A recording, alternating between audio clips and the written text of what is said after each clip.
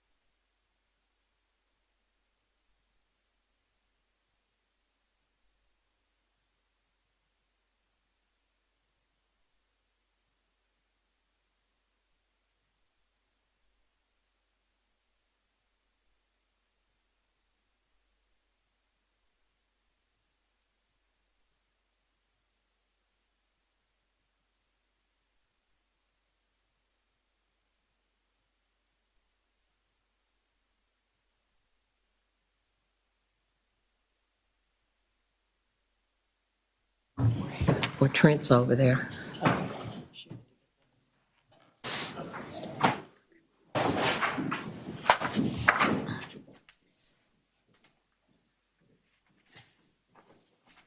Where's he talking? It's Trent thought he was talking to you. Okay. All right. All right. I'm like, Mom, I'm a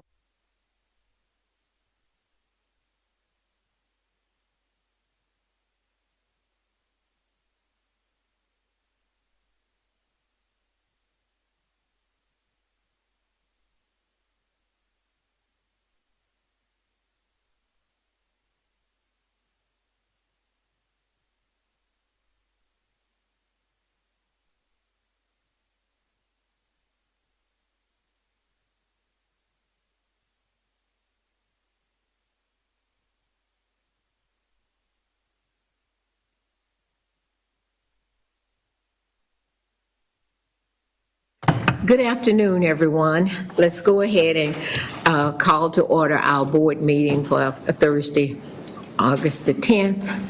And I'd like to welcome all of you today. We will begin, as we normally do, with our opening prayer and then followed by our pledge.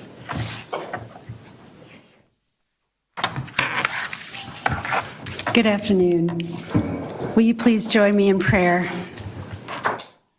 O Holy One, as we begin this board meeting, let us pause. Let us be still. Let us remember the importance and significance of the work that is before us. We ask for wisdom and guidance. Let us keep our mission, our purpose, our responsibility to those we serve first and foremost in our minds and our hearts. As we work together, let us be grateful for the opportunity to make a positive and enduring impact. May we find fulfillment in the knowledge that our efforts, our expertise, and our dedication make a profound difference to the communities we serve. May we be inspired to make decisions that honor our commitment to service, to healing, and to the well-being of all we touch. In your holy name we pray. Amen. Amen. To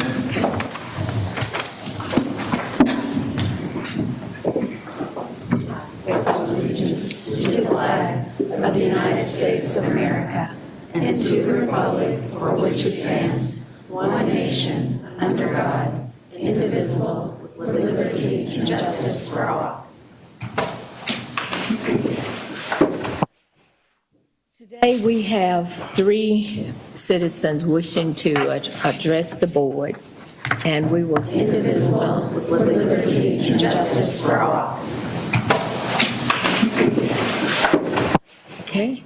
Today we have 3 citizens wishing to address the board, and we will see. Indivisible.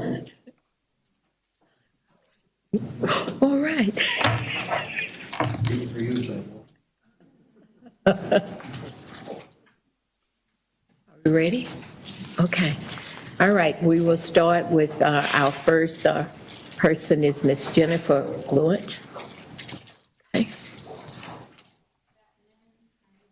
Blunt. I'm Blunt. Sorry. good. My name's Jennifer Blunt, and I'm here to advocate on behalf of all property taxpayers in Tarrant County, and I'm sure many of you are in that category. So thank you for letting me have a moment. I'm advocating for no new revenue tax rate. Now, I'm not a numbers person, but I did look at the budget that was put on the JPS website. And what I saw was for fiscal year 2022, an excess of $108 million some odd dollars. And I also noticed that the adjusted taxable value for 2022 was 0.224%. And then the adjusted taxable value for 2023 was 0.259%. So that looks to me like we've already had an increase in our taxes, but we also had an increase in property values. So I'm asking for relief for the taxpayer. There's a lot of taxpayers who are already suffering from high gasoline prices, food prices, and other things like that. So an increase in their property tax could very well put them out of their home. Now, I understand the hospital needs to have an operating budget for 90 days without new funds coming in. Is that correct? And it is also my understanding that JPS has 300 days' worth of operating budget. Is that correct? No objections to that. Okay. So I think we've established that JPS is not in a pinch for money. So again, I respectfully ask for a no new revenue tax rate. Thank you for your time. Thank you. Okay. Mr. Michael Howell? Madam Chair, while Mr. Howe comes up, is it correct that we can't respond to questions because of the Open Meetings Act? It's correct that you do not have to respond to anything that's not agendized. Thank you.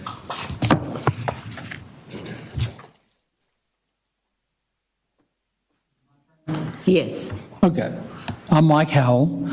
I'm here to ask for a review of your patient database, management information systems, whatever you want to call it. I've found out I'm a patient here in the ER. I came in for a diagnosis.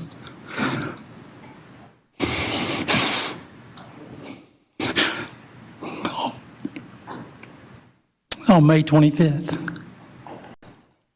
A lesion was found on my left lung lower. Okay, so I went into my next appointment with urology for my kidney stones. So they asked me, before I got there, I was given a request from JPS to fill out family history. So I did my research, and what you have in front of you is the premature death of my father, who died of lung cancer at the age of 58, and my mother at 67. So I've called up and I said, can I see someone sooner than December? The machine, the information system, has me my next appointment in December. Same thing happened to my mother. She went in and she was at stage 4 after her first appointment, and it was 6 months for her next appointment. So this is personal to me, but also the system you have. I have experience. I had my first Commodore in 1974 in high school. I took accounting, went to Ole Miss. I graduated with a degree in accounting. So I know how systems work. I'm in the forefront of all this. I started it all back in the late 70s, early 80s. I'm asking for a review of the third-party contract, and I think JPS needs to have ownership when they sign that agreement of all information, because I found out that Epic is using the same My Chart for Harris. They're using taxpayer dollars to fund intellectual property, which should be owned by JPS. And if you want to make money on it, I can show you how to do that. Because there's a great need to integrate patient history with the family history in one core database. I'm just asking to revamp your whoever's in charge at the hospital on giving them scope. Epic, I believe they're doing it. I've researched them. And the people at JPS tell me, well, you'll get an opening when the machine, the computer tells me there's an opening.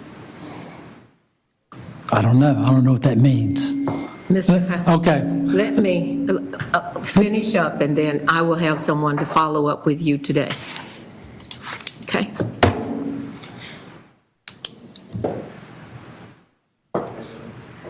Anna's going to do that? Okay. Sure. All right, don't leave without that person talking to you, okay? Shannon is going to help you, okay? Then I have one other person that would like to speak, is Joel Stearns.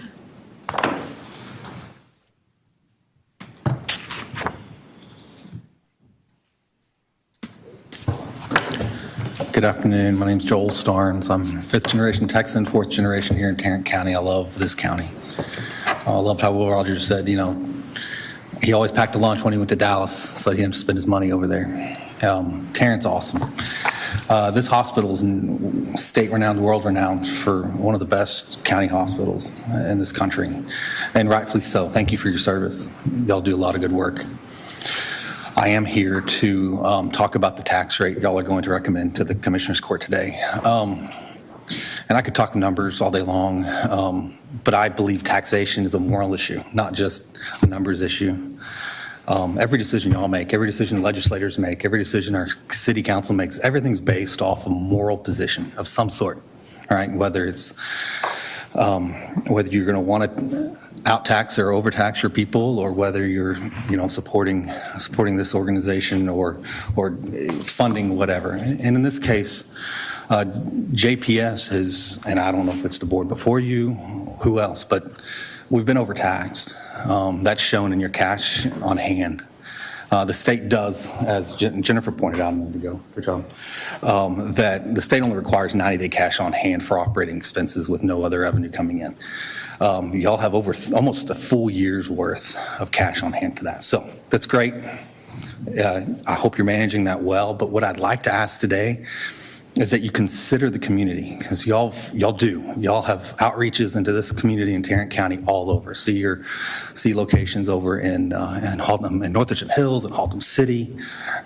You're everywhere. It's great. I love to see that.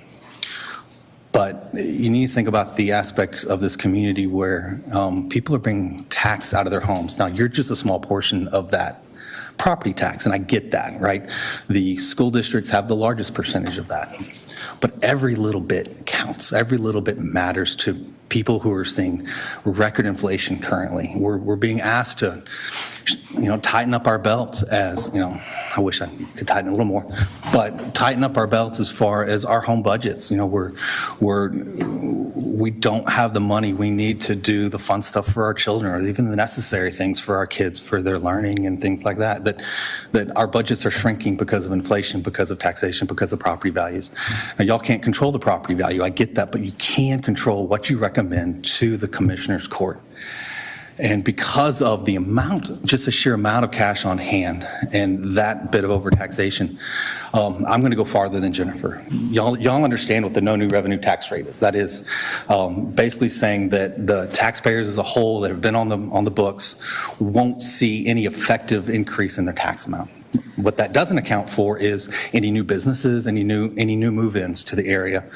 Those new revenues will come on board. So even at a no new revenue tax rate, your budgets can still increase, right? And I've tried to explain that to the school boards. They don't get it. I think y'all can get this, right? But what I'd like to ask for is an actual tax cut. Unheard of in this environment. But we're being asked to tighten our belts. I would love to ask, and I am asking. I'm asking every board member I know, every trustee I know, tighten your belts too. Show that you care about the citizens and what they're having to do right now. Please adopt a rate lower than that no new revenue. Please give us some relief on our tax bills. It's hurting hard. It's hurting really bad. But I appreciate y'all. I appreciate what y'all do for this community. Tarrant County, I love it. Love y'all. Thank you again. Okay. Well, thank you, Mr. Stearns and Mr. Howell, and you, Ms. Blunt, for coming before us with your concerns. We did hear you, okay? We will move on now with the remainders of our business, and that would be at the approval of the Board of Managers meeting for July 13th. Are there any corrections to those minutes? All right. It's been moved by Ralph. Second by Zim. All those in favor of approval of minutes signify by saying aye.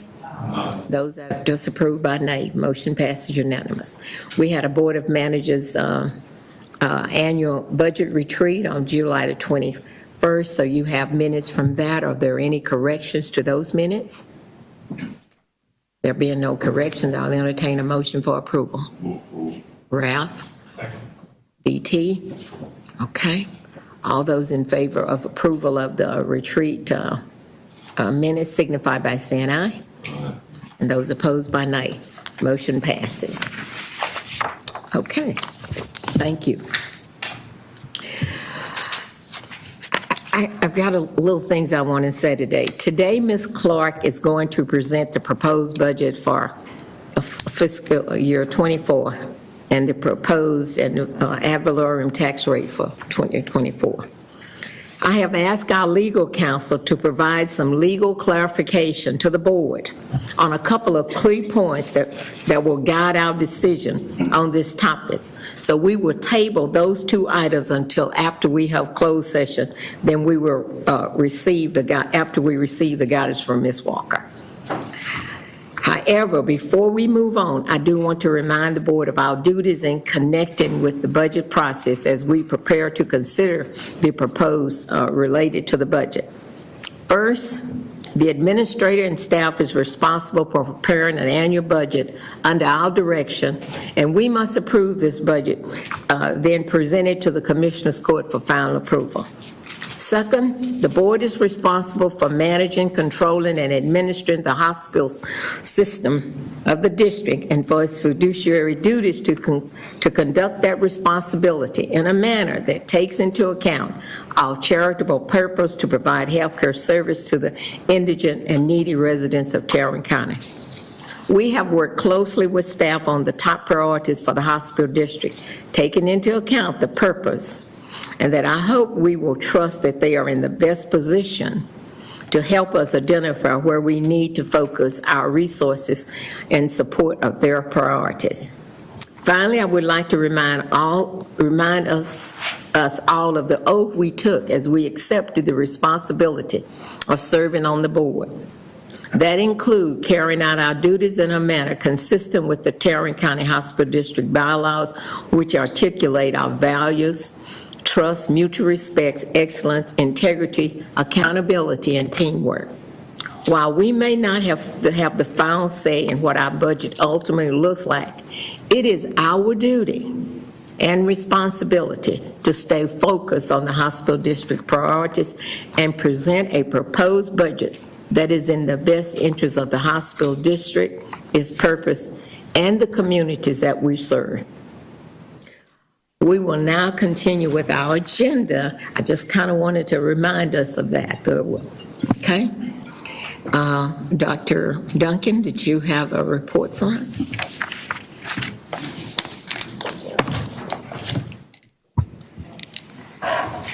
Thank you, Madam Chair. And thank you, board members. We had a busy month of July in our ED. We saw over 11,000 visits in the month of July alone, and we continue to be on pace for that for August. Last month, we went through our comprehensive stroke survey. They went really well. We also went through a survey with our American College of Radiology, and that went really well. And then we completed a 340B audit, and that went very well. So again, a lot of work that goes on across the hospital. If we have pictures of the new foundation board, if we can put that up. On August 1st, the JPS Foundation Board was seated and onboarded. Members of the board represented community leaders from, do we have the picture up? Members of the board represented community leaders from companies such as the Texas Rangers Baseball Club, BNSF Railway, Texas Christian University, and North Texas Communities Foundation. The retreat allowed us the opportunity to provide the board members an overview of the hospital, much like we did at the budget retreat for the board, to introduce our strategic plan to them and discuss strategies related to the foundation's role in revenue diversification through philanthropy. The next foundation board meeting will be September 18th, but it was a great meeting. Wish we had some pictures, because I think some of you know DT. I think Mimi Tran was there, and she mentioned your name. Larry Amphant. Of course, Amanda represents our board. Ray Cassis from Texas Ranger. Kalisha Holland. Cynthia Montez. Amy Radcliffe. Ty Stimson, Frank Testa, and Mimi Tran were all seated on the board. And then, if I can, have Shannon come up with our administrative fellows and interns. So we have an administrative fellowship and internship program. And I wanted the board to hear a little bit from our fellows and our interns. Coming in shortly.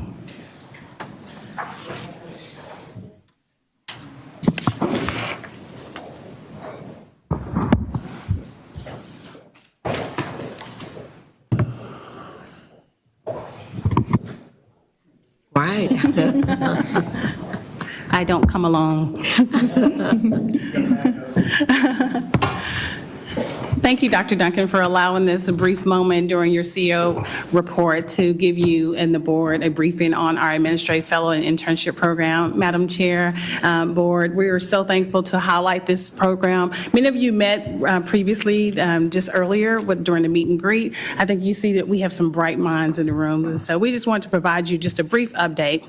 I would be remiss to not recognize my colleagues on the executive team, Dr. Duncan first and foremost, as well as executive leadership and their teams and leaders and staff that has been really supportive of this program to serve as guides, leaders, and mentors for our future fellows and interns.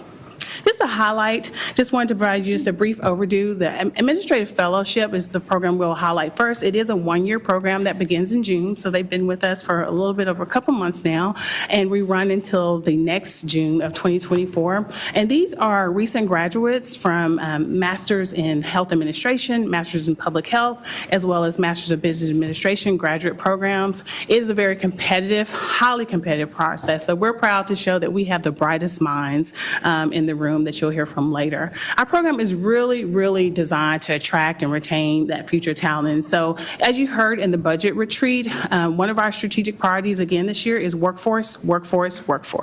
And we really do believe this program really begins to really highlight and actually create that highlight of pipeline for our future next generation of hospital leaders. And you'll see what that looks like in terms of their rotations.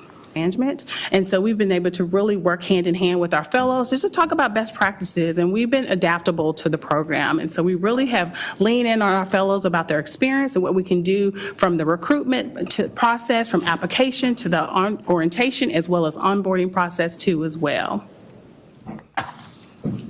This gives you a little bit of a snapshot in terms of the rotation. So the Administrative Fellowship is really focused on project-based work, that's leadership, and it really allows our fellows to drill down into our frontline operations of the hospitals. And so on the left, you'll see their core functional rotations. We really are proud of our model because in reviewing and assessing programs across the nation, many of them have specific focus, but you'll see we really wanted to have a well-rounded, robust program for our fellows to see the whole hospital. We realize as a leader, you have to understand budgeting and finance, you have to understand the clinical and operations of the hospital, and you also have to know HR. You have a workforce, and you have to know how to be able to manage and lead up in terms of your organization. And on the right, you'll see the elective rotations. This is also important too, because you'll see that they'll be able to go through every facet of the hospital. Some of the key things to even highlight too as well, you'll see legal compliance board and governance. That's today. We wanted our fellows to actually have the opportunity to interface with you. And as you'll hear from Josh, who's actually an intern later, he said earlier this week, he said, you know, after presenting to the board of managers, my classroom presentations are going to be easy. So you'll really see that later too. And as we also talked about in the retreat, we talked about the sustainability of our financial strength, and that's the foundation and other revenue diversifications. And so we want them to understand how philanthropy works in this type of environment. This is just a brief shot just so you can see our fellows are busy. This is their rotation schedule as they go through all the different rotations. And built in within that rotation schedule is also their professional development. Starting in the spring, I'll start working with them about what their career goals. Now, you know, it's like when people ask you when you go to school, what do you want to be? Typically it changes. And so now that they're in a hospital and in an actual work environment, they're able to really see, you know, I really think I'm going to pivot and make some changes based on my work experience. And so we'll see that rotation as well. And do we have the video? To tease this up, this is going to be a video of our current past fellows. Do we have the video? To tease this up, this is going to be a video of our current past fellows. Do we have the video? To tease this up, this is going to be a video of our current past fellows. Do we have the video? JPS offers a very unique fellowship experience. Their dedication to tease this up, this is going to be a video of our current past fellows. Do we have the video? JPS offers a very unique fellowship experience. Their dedication to tease this up, this is going to be a video of our current past fellows. Do we have the video? JPS offers a very unique fellowship experience. Their dedication to tease this up, this is going to be a video of our current past fellows. Do we have the video? JPS offers a very unique fellowship experience. Their dedication to tease this up, this is going to be a video of our current past fellows. Do we have the video? JPS offers a very unique fellowship experience. We can. Okay.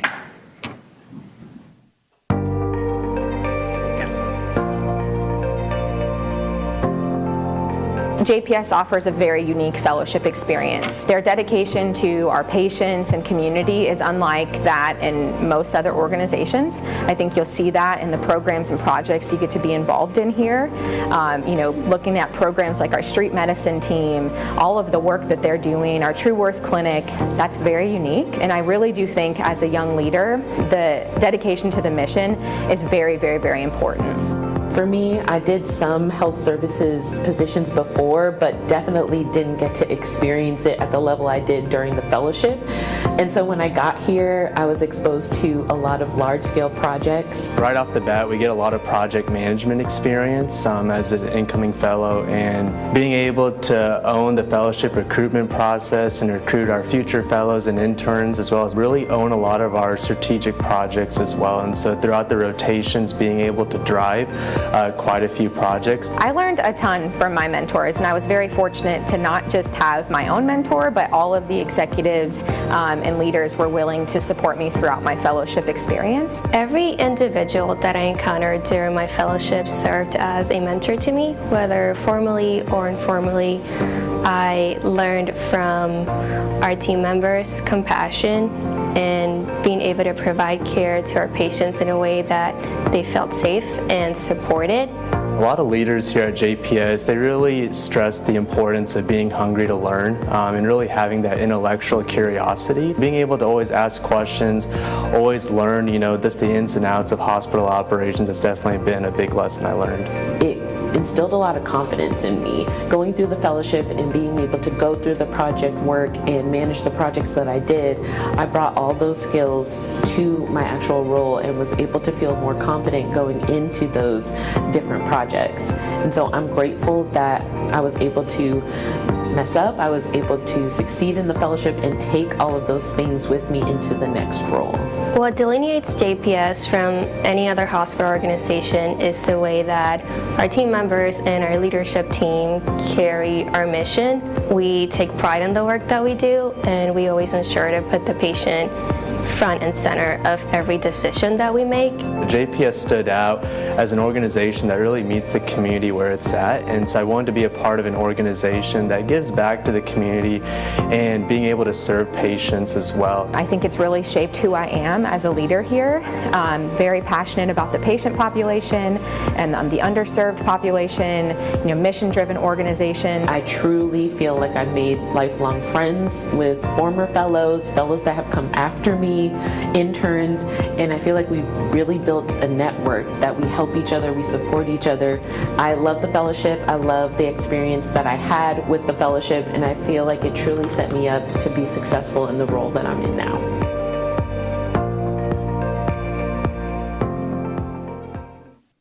I love hearing from our past fellows, and many are obviously who are still part of the organization.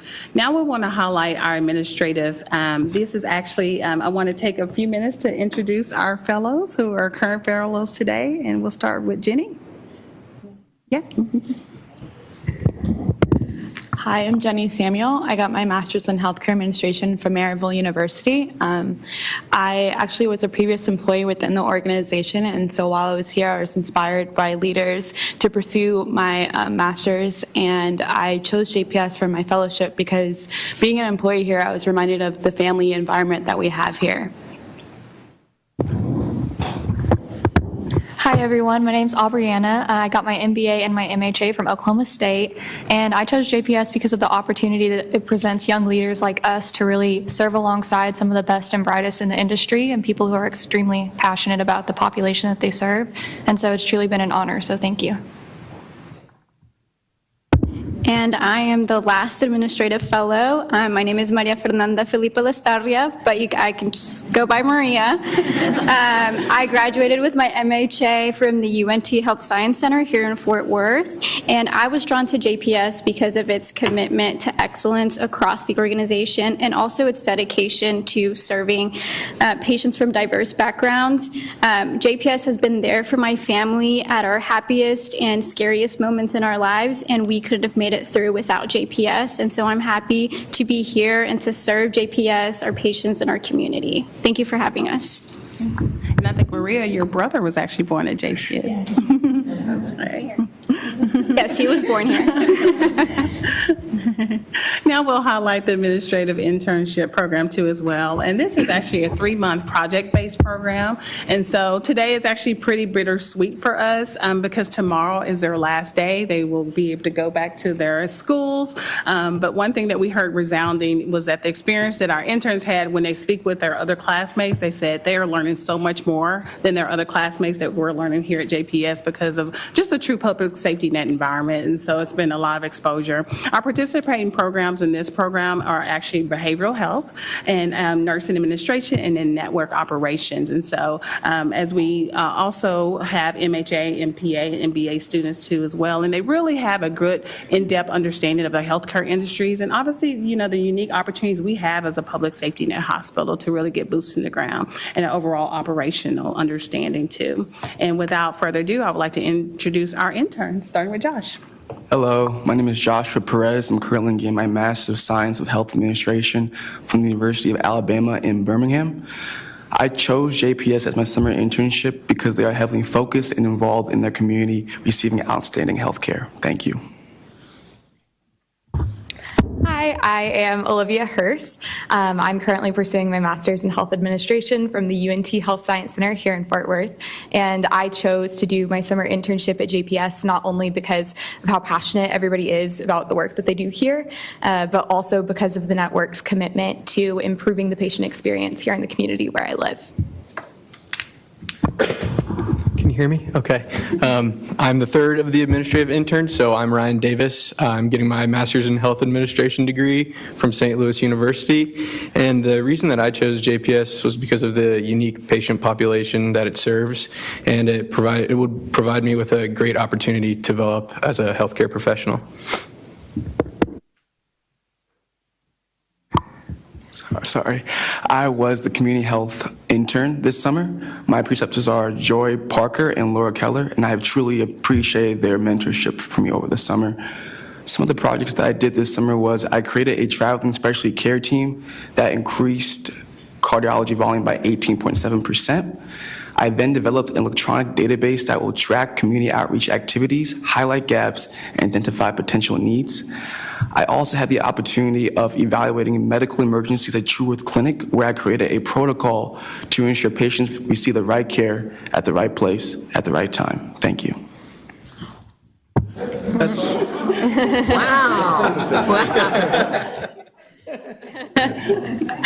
I had the pleasure of being in behavioral and correctional health this summer under some absolutely amazing leaders with the preceptor Logan Nettles and my executive leader, the incredible Zelia Bao. And the projects I'd like to highlight that I got the opportunity to work on this summer were the Uber Health Rideshare program, where I created a dedicated intranet page, launched a communication campaign, and then redesigned internal employee resources, all with the purpose of increasing network visibility with our Uber Health Rideshare program, thereby increasing patient access to transportation services. And then for my next project, I utilized Six Sigma tools in order to identify process opportunities with the behavioral health patient property management, and then presented my findings and also my recommendations to both enhance the process efficiency and reduce costs associated with lost and damaged patient belongings. And I did my internship with nursing administration, more specifically nursing clinical services. So both of my preceptors were Jill Farrell. I don't know if Jill's here, but oh, there you are. Jill and Elizabeth Rogers, they were great. So one of the projects that I worked on was with palliative care and potentially preventable complications, which are CMS measures. So basically my project highlighted different financial savings opportunities for the hospital. And then my other main project was with patient blood management to develop and assist with future implementation of an optimization pathway for our cardiovascular patients in order to manage and prevent anemia prior to surgery. On behalf of us three, we would really like to thank you all for your time and really appreciate you guys having us here for the summer. Thank you. All right. Well, let us thank you. And then our last presentation is actually going to be from a past fellow, Justin John. Good afternoon. Respected board members, leaders, and guests, my name is Justin John. I'm the immediate past administrative fellow here at JPS Health Network, and I thank you for giving me an opportunity to reflect on my fellowship experience here at JPS. So a key project that I worked on during my fellowship was the rollout of the Lean Daily Management Program. So like other projects I worked on, this resonates well with the first strategic plan imperative in sustaining a culture of high performance and continuous improvement. And so every day at JPS, we're trying to improve processes in order to better serve our patients and deliver positive patient health outcomes. When I first started working on this last July, we were trying to figure out how to improve the process of preventing hospital-acquired pressure injuries.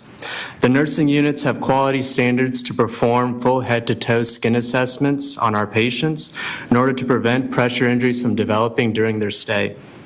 We piloted Lean Daily Management last July as an auditing tool to monitor our prevention efforts and identify areas of opportunity. By tracking and displaying data daily on our performance, we were able to determine if we met our target or not in real time. As depicted here, we started small with just 3 nursing units in our trial phase, and within 3 months, we had over doubled that. And within 6 months, we expanded house-wide to almost 20 units, and we're still growing today. In terms of the impact that Lean Daily Management has had thus far, I've witnessed improvements in pressure injuries among the units, as well as how the units have utilized this model as a template to build other auditing tools for other metrics, such as for fall prevention. Overall, my experience at JPS has been wonderful, and the family-centered atmosphere can be felt anywhere I may be, whether it be in the hospital or out in the community at our clinics. What keeps me attached to JPS is how intentional we are with the community, and I believe that is crucial for a future hospital leader to be directly exposed to early on in their career.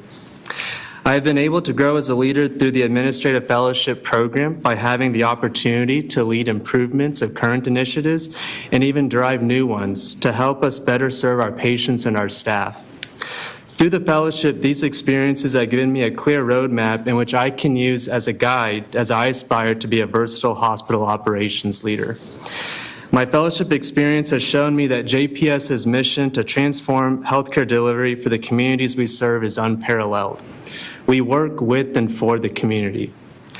As a DFW native, I consider it a blessing to be able to come back home after my graduate education and complete my administrative fellowship here at JPS, in which also looking back at it now, it really feels like I grew up here as I've developed so many relationships and have really been integrated into the culture here.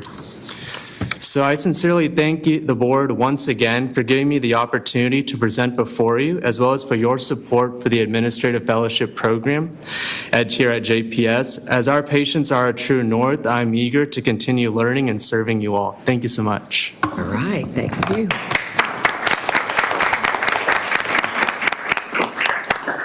Thank you all. That concludes our presentation. Thank you, Shannon. Thanks for all you've done. And Madam Chair, oh, sorry. Ralph had something. No, I just had a question, but I'll wait till she finishes. Okay. No, I was just going to ask if you didn't mind if we did a group photo with the board after the questions. Okay. All right. Okay. All right. Just for informational FYI, those who might tune in and might be listening, how did we receive these young people? Did the college put out interest, or did we contact universities, say we'd like to have persons to participate in our fellows and internship? Application process. You want to? Yeah. Okay, go ahead. Yeah, so for at least for the internship, we kind of, the JPS sort of reaches out, sends out a flyer of all the information and application materials that are required. And I believe we had 2 or 3 interviews until the final one, and then the decision makers make their decision. So Getting an MHA, you have to do like an internship your first year. I didn't receive a flyer, but I did know JPS from going to school here from my undergrad and personally hearing good things about the organization. I know a lot of nurses who work here as well. Seeing that opportunity of being able to do an internship here, I knew I had to be here, so that's why I applied here. All right. So you want us to all take a picture? Yes, communications will come and take a picture with the fellows and interns. Thank you all for your time. All right. Thank you. Okay. Is the photographer here? Okay. Where do you want us? Okay, here it is.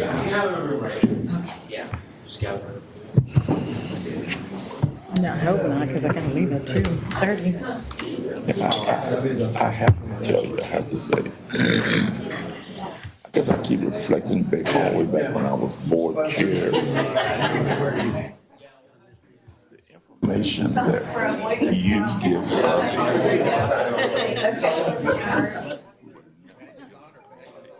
Dorothy read that prepared statement.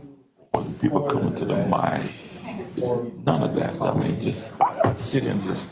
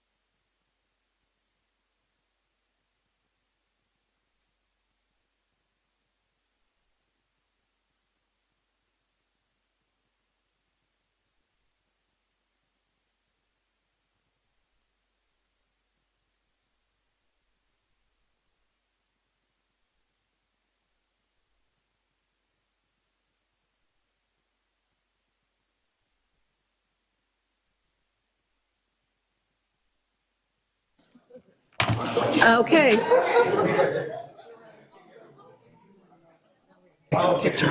Yeah, that's okay. All right.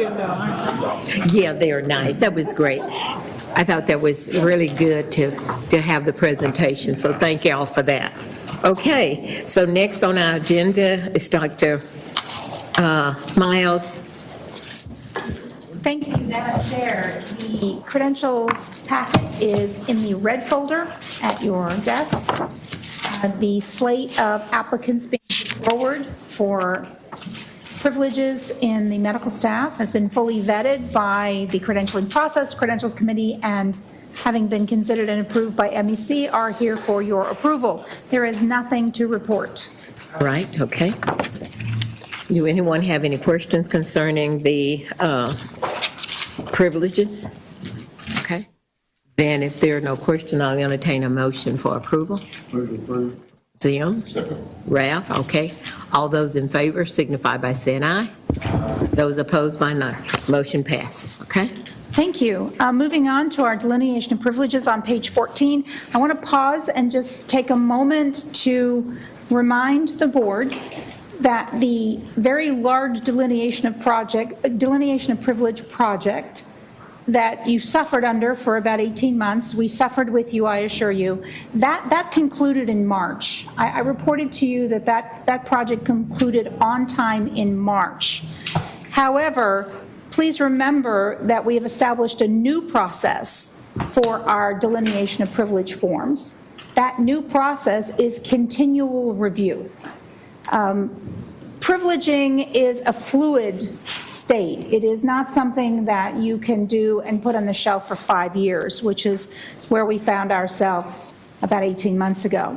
So going forward, we are recognizing that it is a fluid process. Medicine changes, technology changes. The things that physicians and APPs are allowed to do changes over time. We learn more. Hopefully we get a lot smarter. So we need to continually go back and review our privilege forms to ensure that we are staying consistent with current standard medical practice. So you will continue to see these forms come through. Certainly not in the bulk that you have seen them over the past year and a half, but you will continue to see these forms come through with revisions and updates. So I just kind of wanted to make that clear going forward so you understand why these keep coming back every month. Okay. Are there any questions about that new process that I can answer for anyone? All right, well, let's go on to page 14 then, because we have a delineation of privilege form for occupational and preventative medicine. This form was previously just called preventative medicine. But what we recognized is that many of our physicians in the facility who were practicing under this form were actually able to do a wider scope. So we've added occupational and preventative medicine into a single delineation of privilege. Now, who are these docs and what do they do?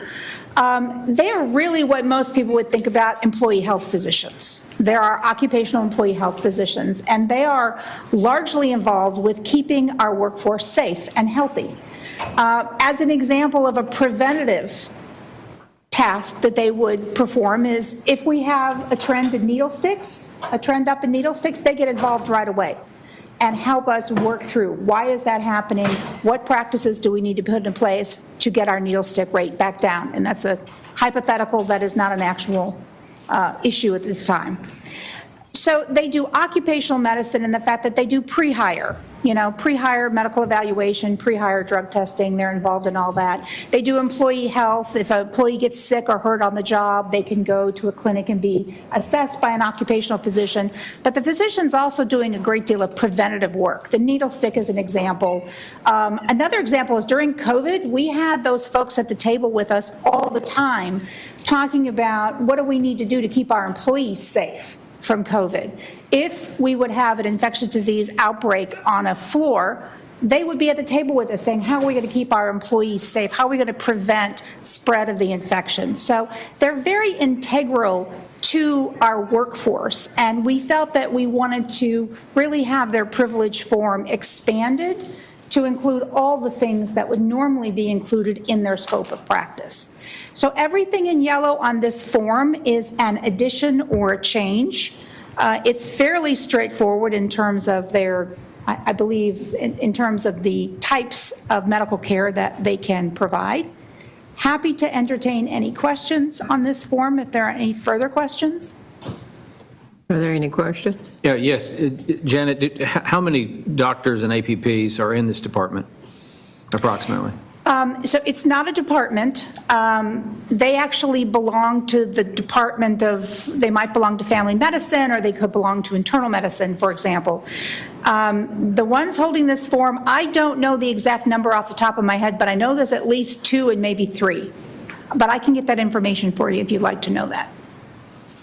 Is there an opportunity that this specialty could grow to provide services outside of JPS to other employers? Good point, and we've had some internal conversation around that. So, some more to follow. Yes. And if there are no other questions, I'll go on to the second form, which is a revision to the pulmonary medicine form, which immediately follows. Sorry, I'm trying to scroll forward on a computer that doesn't want to cooperate with me today. Thank you, sir.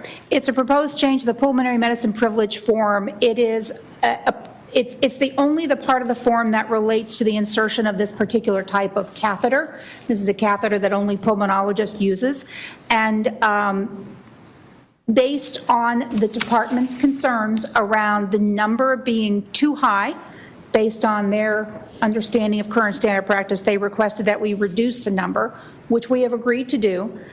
Please note the form includes the other places we looked to compare to make sure we weren't lowering it too far. So University of Michigan, British Columbia Medical Quality Institute, there's a number of places that we did check to make sure that we all are staying within standard practice. Is there any question on that one? Thank you, Madam Chair. Those are put forward those are your for 2. approval. Okay. All right. There being no questions, I will entertain a motion to approve both of the privileges. BT, second by Roger. Are there any other discussions? There being none, all those that approve both of the forms signify by saying aye. Those that oppose by nay, motion passes. Okay. Next, we will have committee reports. Finance, Planning, and Investment Committee, DT and Trent. Okay, thank you, Madam Chair.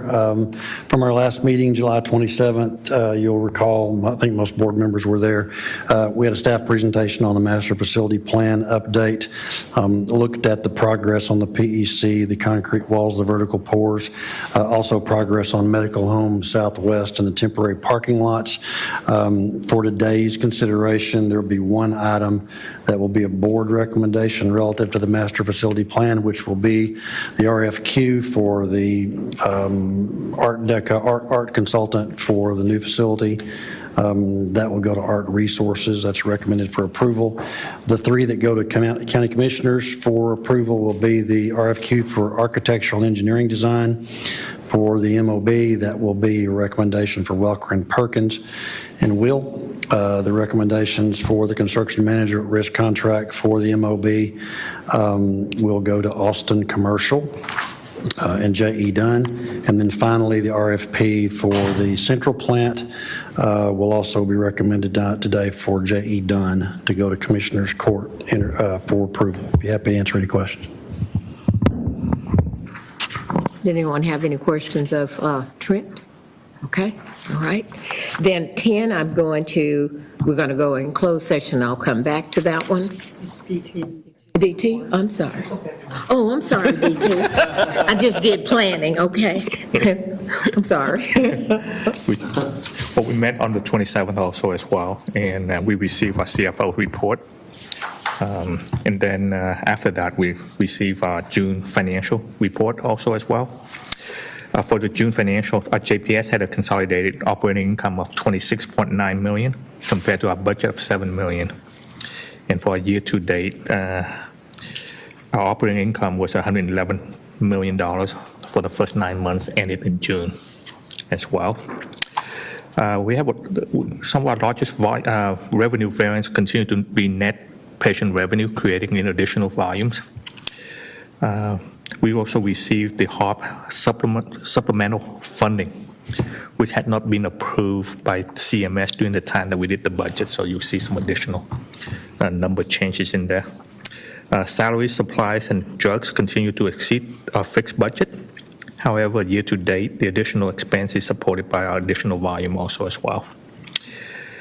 Year to date, our non-operating revenue have exceeded budget with a strong market performance and the sales of several properties also as well. On the agenda, you'll see 7 contracts were presented for approval, and we have 2 that are exempt from bid also as well. And then we received the report from our general counsel with the estimate for the insurance policy renewal, and it will have the quote for the Finance Planning and Investment Committee for review in 2 weeks. That concludes our report. Okay, thank you, DT. Any questions of DT? I don't have any question to myself. All right. As I told you previously, 10 we will come back to, but I will go and see if there are any items from the consent agenda that anyone want to remove. Okay. So then there being none of that, so I'll entertain a motion for approval of the consent agenda. All right. It's been moved by Ralph, second by Zim. Is there any other discussions? There being none, all those approved signify by saying aye. And those disapproved by nay. Motion passes unanimous. Okay, we done got to the interesting part of the meeting. I know everybody's waiting in bated breath. So we will close our open session and go into closed session. So if you need to take a 5-minute break, do it, but please be back in 5 minutes, okay, so we can get started. Okay. Is it really interesting?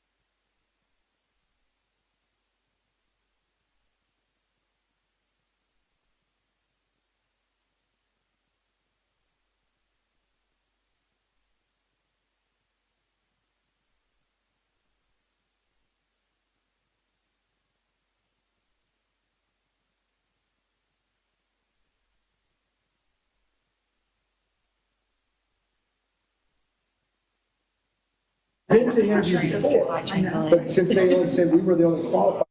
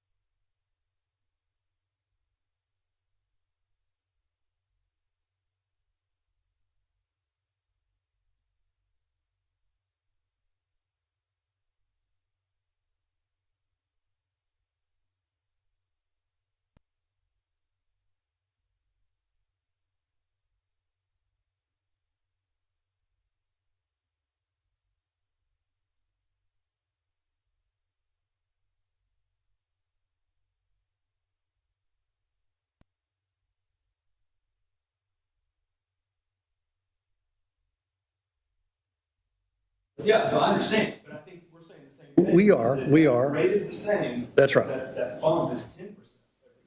And I think the nuance becomes, when you're looking at the projection, it is one thing to say we're going to keep the existing rate, which JPS has done for the past, with that one exception, for the past 10 plus years. When we project the quote, no new revenue rate, what I think Sharon has assumed is that we would drop the tax rate every year so that there was no net increase in ad valorem revenue. Is that's what you did, That right? is scenario 2. Okay. Assuming So that we are tax saying rates the were same- staying the same. We're saying the same things in terms of the assumptions here. Yeah, but my concern with scenario 1 is we've only assumed a 5.5% increase, and that's nearly half less than what we've seen in reality in the last decade, without, to Trent's point, bumping down every year after year after year. Your numbers. Whether it's 5.5% or whether it's 7%, we can model this a lot of different ways.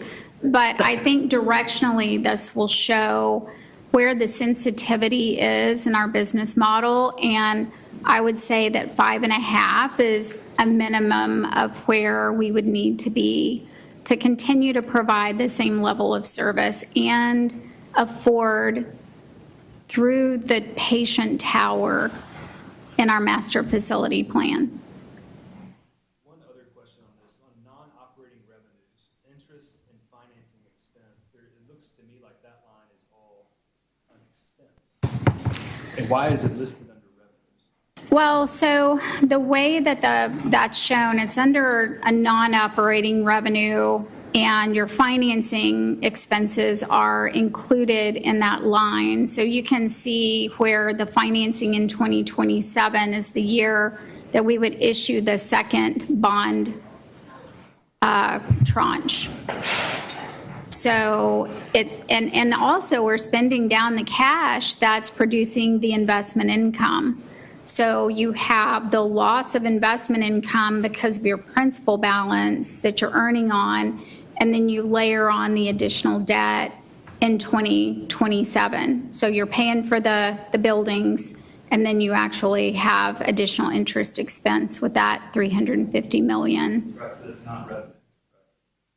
It's not, we could just say non-operating revenue and expenses in the future, if that would make it easier. I mean, or you would actually show it above the line. as And I think the reason we show that it's revenues is because the way that it is today, it is a net income it's a pickup to our statements. But in the later years, we do lose traction and the interest expense does take over. But why wouldn't it be up there as an operating expense? It's so it's a non-operating expense. Okay. And there's non-operating revenue. Okay, so that's a non-operating expense, but you got it under the negative part Yes. of the revenue. Right, yeah, I understand that. Mhm. Yeah. It could be shown We different can ways. change the title, but again, the relativity of that bottom line is going to be the same regardless of where we categorize it. So in a scenario. Because I don't think your income investment's gonna drop that much. That's assuming no new revenue dollars No new growth. will in the be county. generated. Well, as soon as we're reducing the tax rate. Blake. Correct. Well, but the no new revenue rate,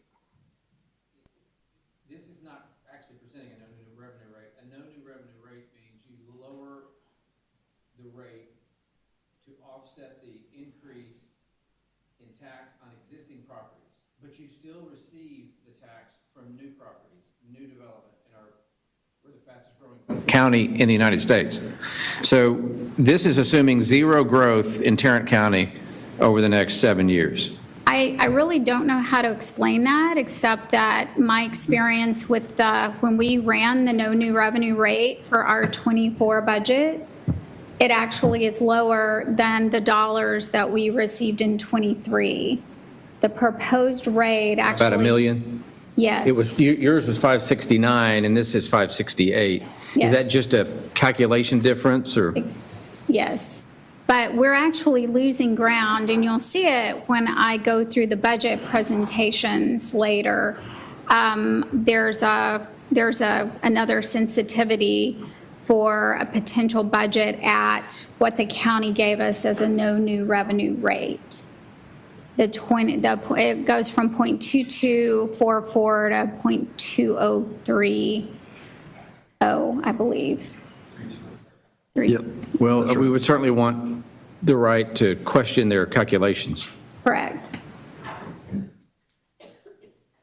So that just kind of gives you some idea, hopefully as we enter into the budget slides, of where the impact of what 2024 and some of the assumptions for future tax rates and where the hospital can actually perform in the future. And we are trying to create a model where we are when we onboard the hospital in 2030, we are not taking a huge financial hit, and also, again, just able to onboard those additional operating expenses and the cost of the new debt. So Blake, are you arguing that the ad valorem tax revenue line is not accurate because we would not reduce the tax rate each year to actually reach no new revenue? We would only reduce the tax rate to the point that would be the increment of new revenue that would be encountered for that year. Is that your argument? Yeah, I think we're saying the same thing. Of course, as the court and this board and the court can do what they want each year, but if they wanted to calculate the no new revenue rate as defined by the state of Texas, and we're in a growth situation, we could be in a depression, they could go the other way, but if we're in a growth situation in Tarrant County, then the tax revenue that is shown every year here will go up every year by some amount just due to new growth. If we're saying we want every single year the no new revenue rate, now we could go below the no new revenue rate and say we truly want no new revenue, but that's not the definition of the no new revenue rate. In the state of Texas, it's no new revenue from existing properties. That's right. And so what Sharon would have to do, the assumption that we would have to make is that we are going to set a rate that is equivalent to not only the no new revenue rate, but also a reduction of the rate to cover the growth that you're talking about. Yeah, that's what this chart is assuming. I agree with you. And hopefully scenario one is the other assumption, that we are going to experience some growth in the tax dollars based on some factor, which could be the increase of the new properties and their appraised value.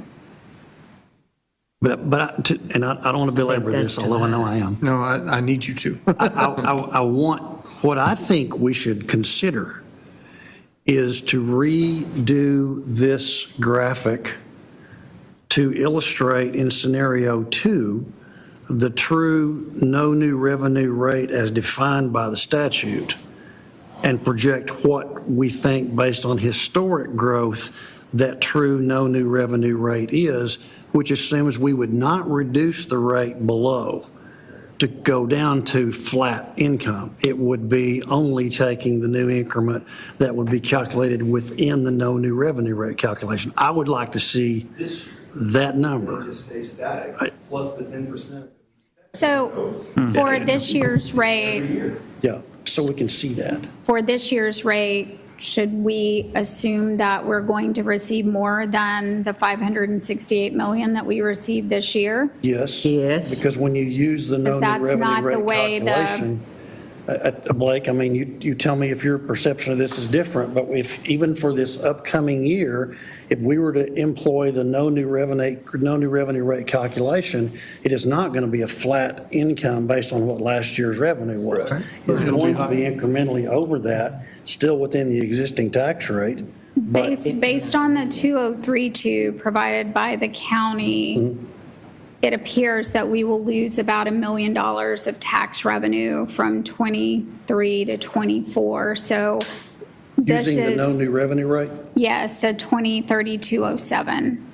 I'd like to see that calculation. Yeah, so we'll have to reach back out Yeah. to the county and find I'm not out saying they're why wrong. I just there's say the not. assumptions the assumptions here are very detailed. Yes, they are. It's not an easy number, Right. but when we go back and start, the way we roll forward our tax rate, it's not a real, it's a pretty lengthy Yeah, it is. calculation. It is. We start with the tax base of, $283 billion in Tarrant County, and then you go through and there's TERS and TIFs and all kinds of adjustments. So we come down to this net number. Yep. And that's the number that we're going to have to, because it appears that the 203207 actually is like a flat dollar as proposed from the county. I can tell you why it went down. It went down because most of the tax increment revenue zones that were adopted on a percentage. They weren't adopted on a rate. And so if you take that percentage and apply that across the board and you've reduced the rate, you're going to go negative. You're going to go into the red when you look at the TERS impact alone. I think that's why it's less.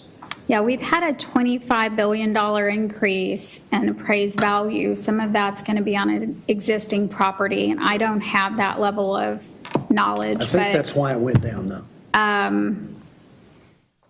Okay. Because a lot It of the doesn't TERS seem that to were be adopted were adopted on a another, percentage. there's not And like that another percentage huge would be the total amount change. of revenue that you apply to it. So if I say I'm a 50% participant, right? Well, the Okay, that's not an TIFs, exact rate. That's a some of the percentage. TIFs It's gonna go down. closed. And so, Yeah, but there's new ones adopted too, Sharon. Maybe the Yeah, new 10% there's- homestead exemption is messing with the math. It could have, Maybe that's got to not apply. well, I was told it included the impact of that 10%. So Maybe it was a perhaps little we're double. double counting it. We'll find I out. don't know how that interplays with it.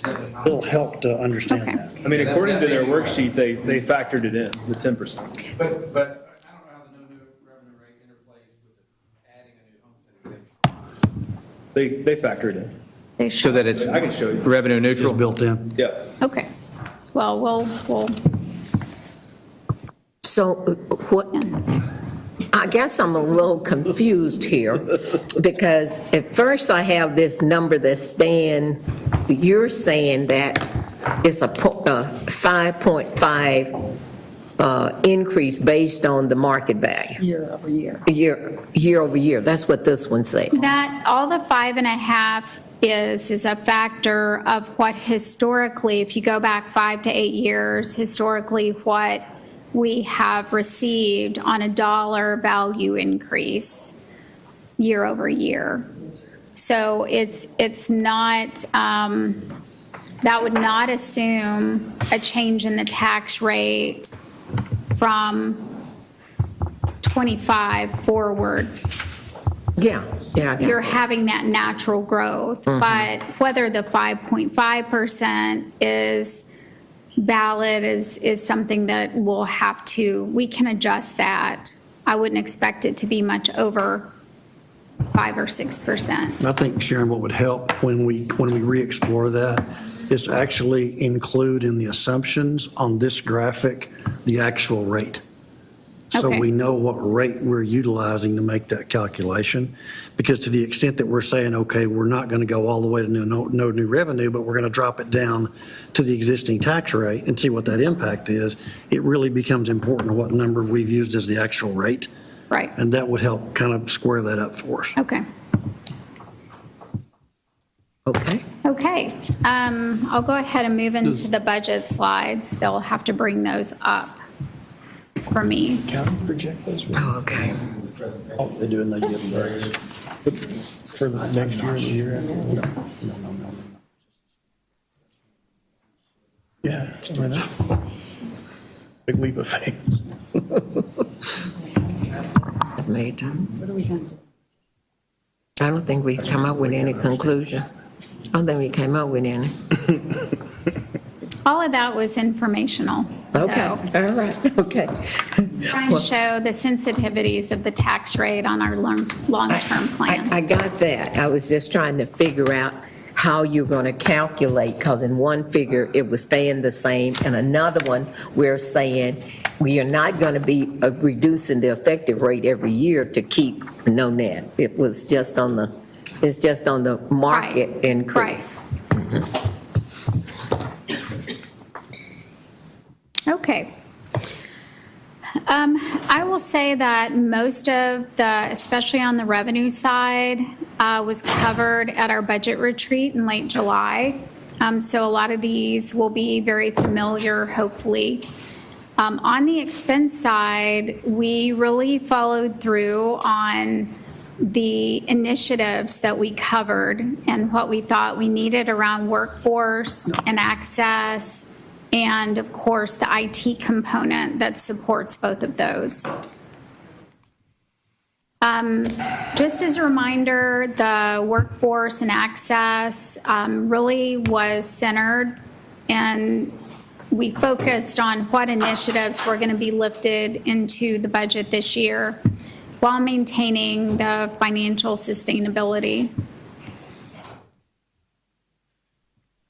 So in workforce, as you recall, we talked about a need of $45 million.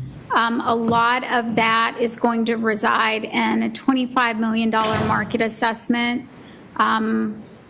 focused around all staff. It will be house-wide. We did this about 3 years ago.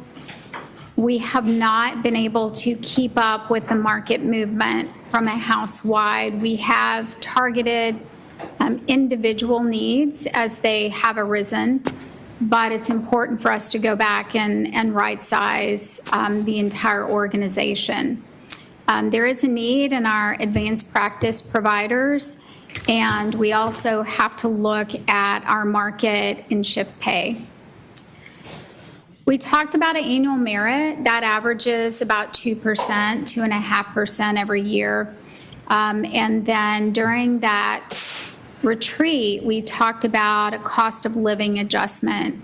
So we did include a 2% cost of living, and both of those together cost about $19 million. And then there are a lot of efforts around workplace safety. We put $1 million in there. Some of these, most of these are FTEs, which is why it's on the workforce slide, but it's also impactful to our workforce. We needed to increase police presence at our outlying clinics in the community. And then we are really trying to look at the security, including cyber security and physical security of our employees and patients. And then around access, just as a review, those investments total $27 million. We are opening the Las Vegas Trail and the Medical Home Southwest late in FY24. And we will likely be under the Joint Commission survey. It's a triennial survey, and that will be due in '24.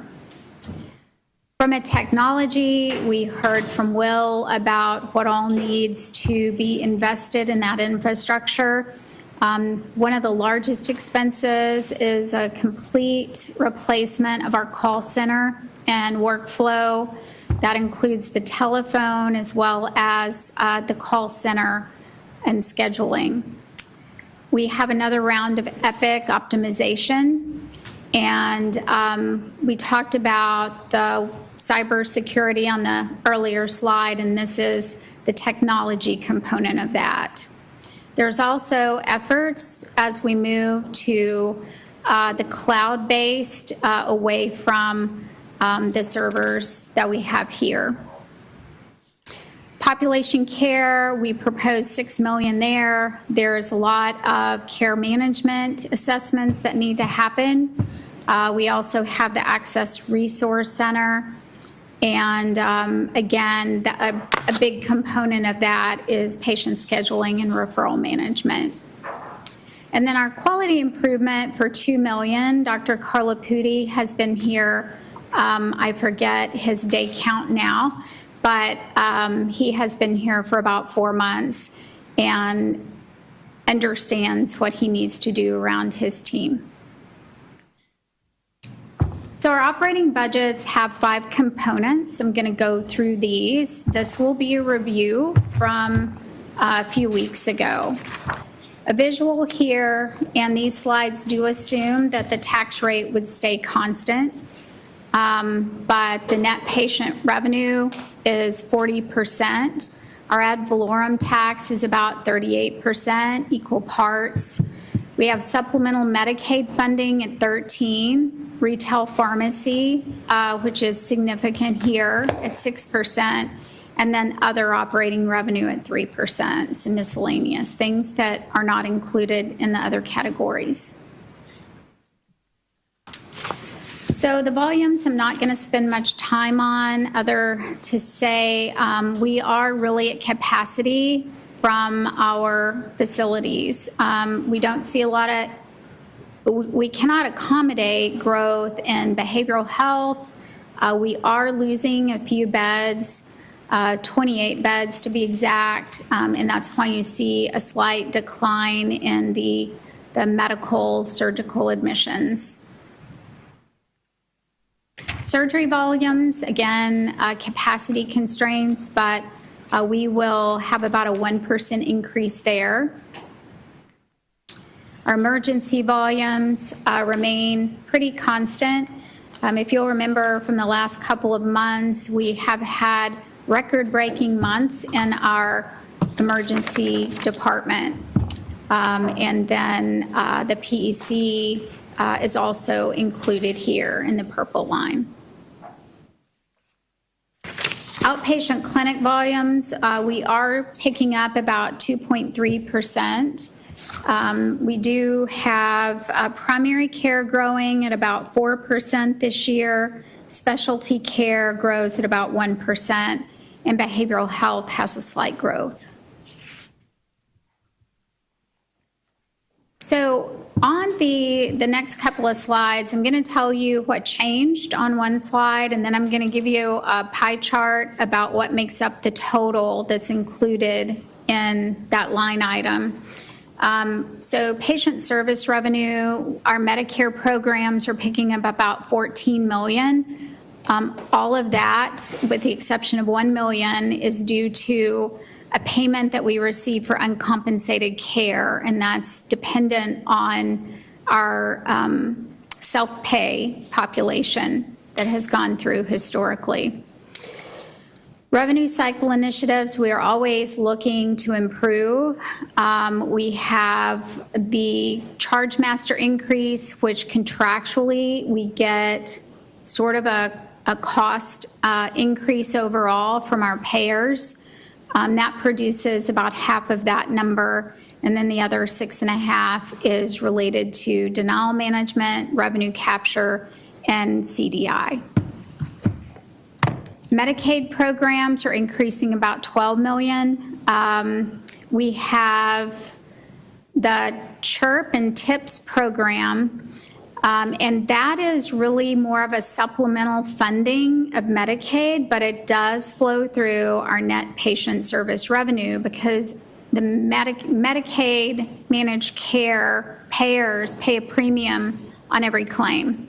So our rate increased, and we'll pick up $12 million from that. And then our payer mix shift and the expiration of the PHE and the loss of those 23 beds will cost us about $14 million. Our payer mix is not going to change too much, although we do expect a little bit of a shift into self-pay in connections with the Medicaid unwinding, as well as a commercial plan that will likely bring in more in-network facilities. Sharon? Yes. But you're still anticipating an increase in Medicaid revenue of $12 million in spite of the shift? Yes. For those that remain on Medicaid, we will see more revenue, and that's because of the CHIRP program. It's really more of a Medicaid supplemental program, but it's paid on a claim, so it does show up on our kind of the top line revenue for patient care. But the way the state is drawing down federal funds, it's simply a way to disperse the pool of funds. So it's not really, it's not related to Medicaid traditional. It's really the state trying to pull down the federal funds and disperse those based on below cost Medicaid coverage. And that should offset the loss of revenue from the decline in the Medicaid population? It does. The Medicaid decline is included in that 14 million on the right column. It's really difficult at the moment to predict exactly how this is going to impact. There's 4 groups of patients that are going to go through the reapplication process. The first group are going to be those that are most likely not going to requalify, kids that may have aged out of Medicaid. Pregnant moms would be in that first group. And then as you get into the second, third, and fourth groups, you'll see more of conceptually, you'll see more of a re-enrollment percentage. So I think we'll see a big impact, and then we'll start to see it level off. Good.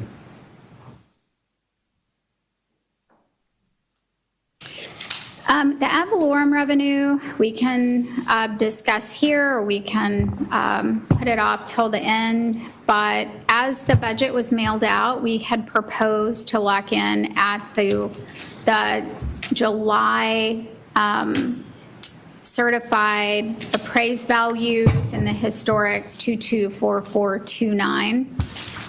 There is discussion as well on the proposed no new revenue rate as calculated by the county at 0.203207. 65%, whatever is in the other slide. Correct, yes. 203, okay. Yeah. The other component to revenue is supplemental Medicaid funding. It's really complex. I could go through this if you have any questions, but the short of it is that driven by a legislative change in pool sizes and the ending of the PHE, we will decrease about $44 million in this category. And then if you look at Medicaid funding, we get our biggest part of it from uncompensated care, which is about 56%. DISH, which has been around since I've been in healthcare, is about 22%. We have the new HARP program that is 19% of that. And then Medicaid GME, which is new about, this will be the third year, it is about 3%. Our pharmacy does produce about 99 million of revenue.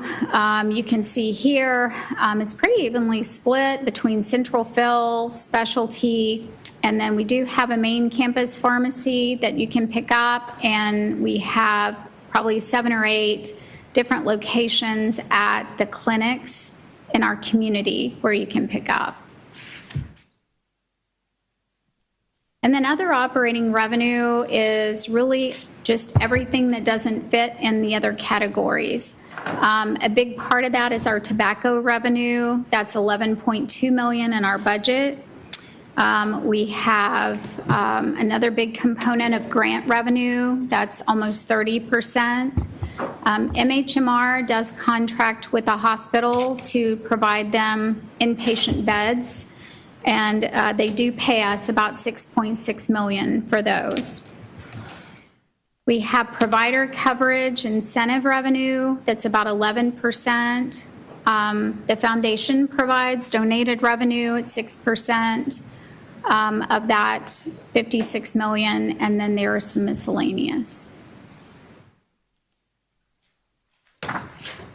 So when you go into the operating expenses, we've kind of divided these into 5 main categories as well. The biggest, at 63%, is what we pay our staff, so salary and related expenses. We have purchase service, supplies, depreciation, and other. On salaries and related expenses, that's $968 million, an increase of 7%. We talked about the staff compensation at the beginning. These are organized and sorted a little bit differently, so we can talk about the staff and access from a workforce standpoint.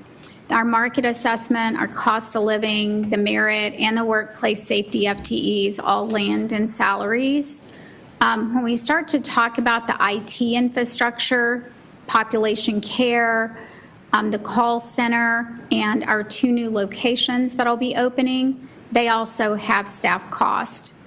And then our providers have a full year of a new comp model from last year, and then the APP market assessment that we discussed. So here's how salaries are actually broken out. Most of them are actually hourly wage, about 52%. Benefits cost us 17% of that 968. We do pay providers. And then our benefits, paid time off, education. In contract labor, we do have at 5%, as well as overtime. Those two are something that we have really tried to manage. Those were bigger pieces of the pie in earlier years, and we've really focused on stabilizing the workforce. Provider compensation, is that all the claim expenses? Yes. Through the consolidated? Yes. There are 503 providers. 55% of those are MDs. And the other component is nurse practitioners. Purchase service is $246 million, 17 million increase, and where those increases come from, again, IT infrastructure. You can read through those components, but many of you remember Will's presentation. Our facilities at about $4 million. The population care efforts, we budgeted $3 million for those. And then operations, just normal inflationary costs and other changes are 5. And here's what makes up those purchase services. We outsource in the purple. Yes, sir. So I have to go back, that 25 right there, the population care for $3 million. That's Yes. on top of the $6 million previously. Yeah, so, the first slide was really talking about what the purpose and how it supported our strategic plan. Okay. These last slides are really where it lands in the natural class of the income statement and how that's driving. But yes. The 3 is included to that 6 earlier, or? is Yeah, on so top there's of- $3 million in the salary component, and there's $3 million here in So it's purchase added up to service. 6. Okay, just Yes. want to make sure. Those, yeah. Okay.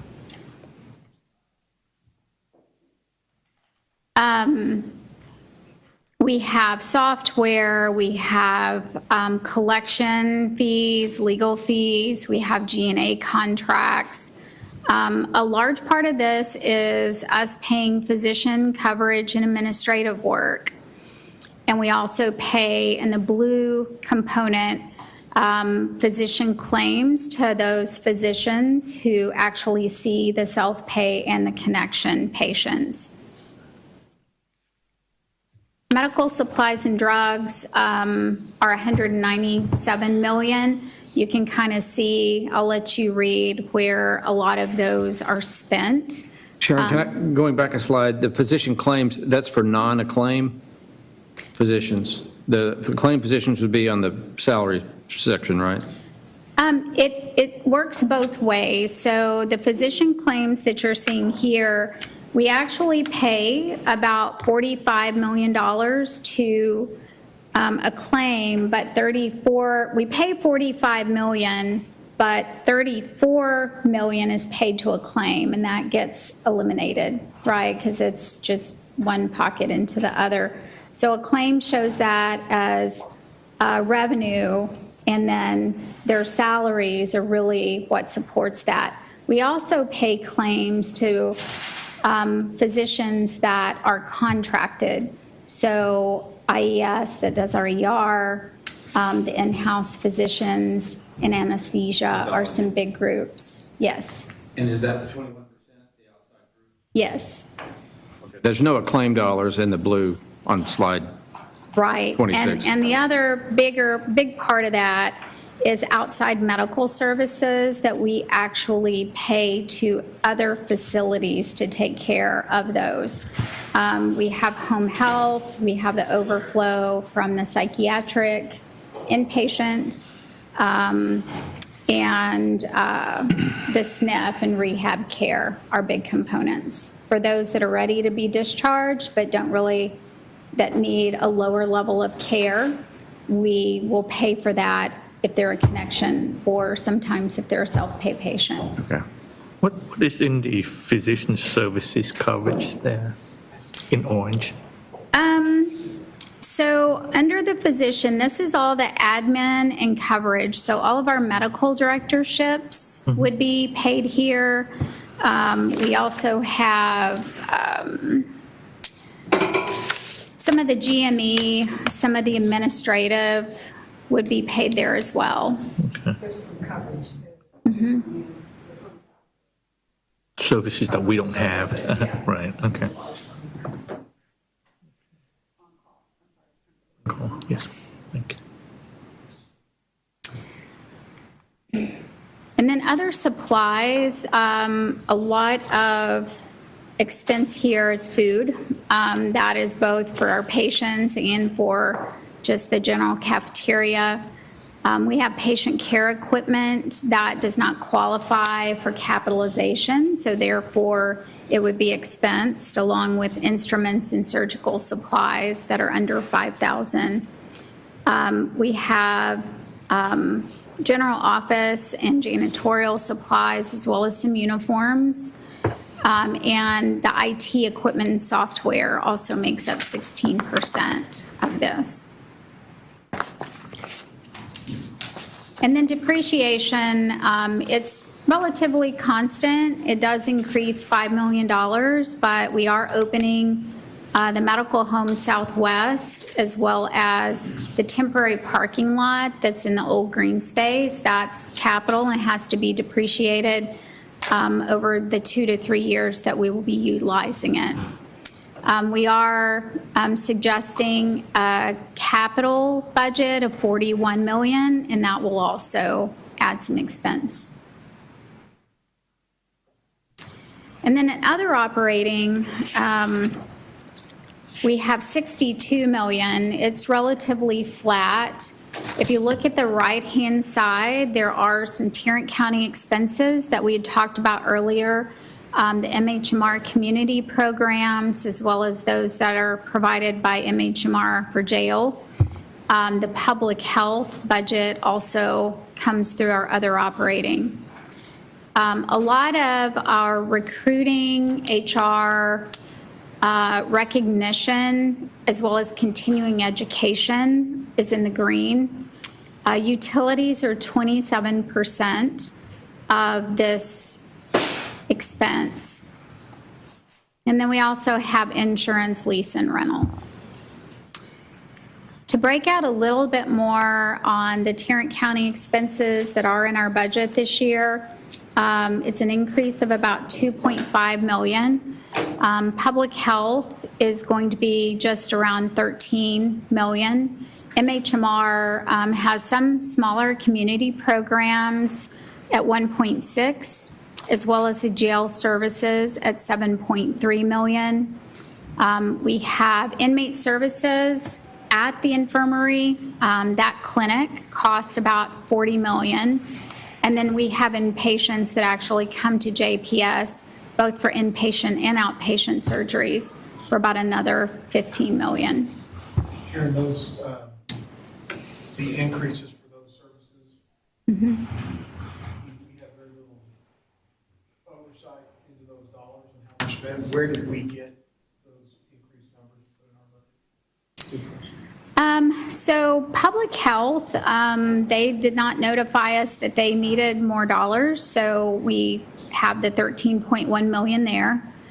As well as the community programs, I think MHMR was good with the 1.594 that they had last year. The jail services for MHMR, they actually increased they requested about another $600,000 to $700,000, which we pushed back a bit and said, given our budget, we can give you 3% increase. So that's where the 211 came from. And then the infirmary is a department within the hospital. So those are our employees that, we assume positions are filled, that they'll get a merit. And any changes in protocol that I'm not aware of. So that was not a large increase based on the 39 million. And then the inpatient and outpatient, we estimated based on the utilization this year.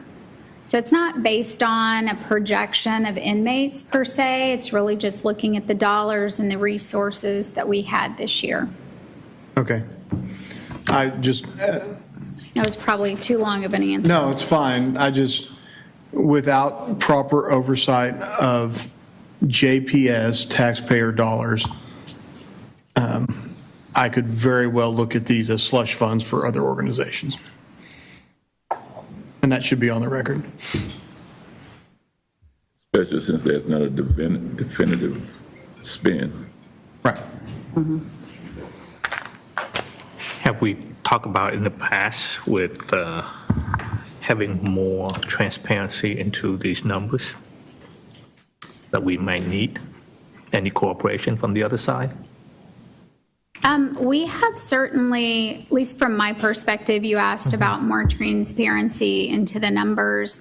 The budget, if we do get a budget, it's provided very late in our budget process. We're on the same fiscal year as the county, I believe. So, but I don't know operationally if we're involved. So I did, this year, for the first time, I did have opportunity to listen in as Public Health and MHMR were looking at their budget. But again, we do not oversee those services. So.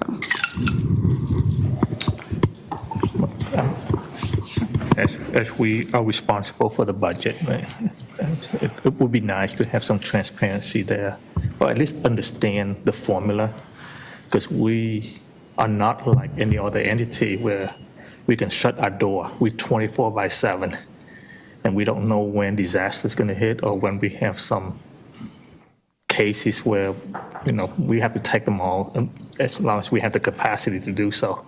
So it is a very, very expensive things that we can't say, hey, you can't come in here, can you reschedule 5 weeks from now, or whatever that is. I mean, it's dealing with patient outcome and the quality of, and the, we all look into access and all sort of things for equality and equity and all that stuff for healthcare. We got to balance those. And my concern is if we don't know those numbers, we're asking our people, we're very good steward of the taxpayer money. That's why we make ourselves, the financial, the audit doesn't reflect our obligation, right? Because we have depreciation, so the financial may look good, but the cash flow and the cash commitment are there that people don't see from the audit perspective. And if we're asking our people to hold down their compensation percentage and merit, and no organization under umbrella have a much higher, it's very complicated to explain. Mm-hmm. So I guess I hope going forward we may have a chance to see more transparency there.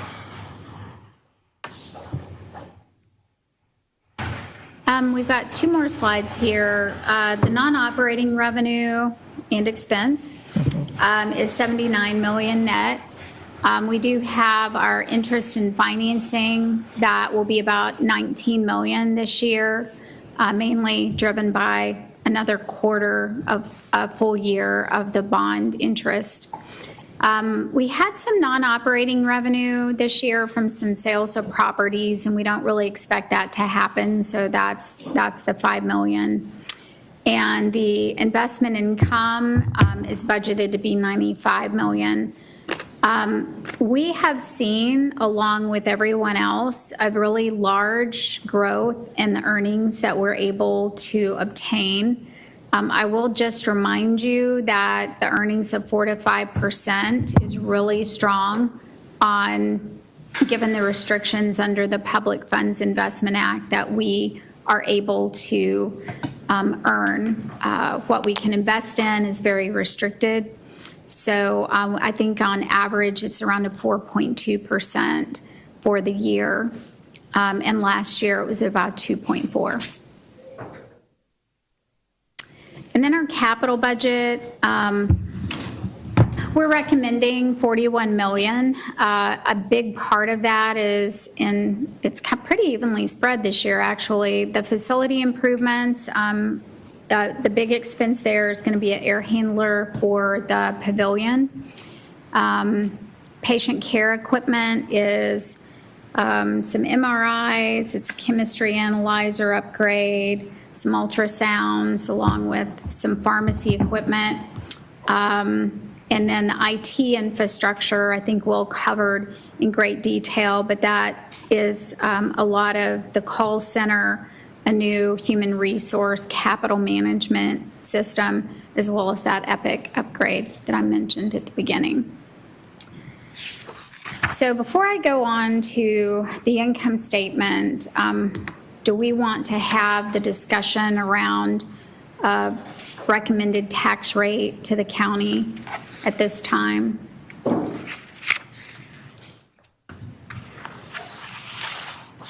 I mean, we are going to have it, so what are you recommending? Well, can I ask a question? Yeah.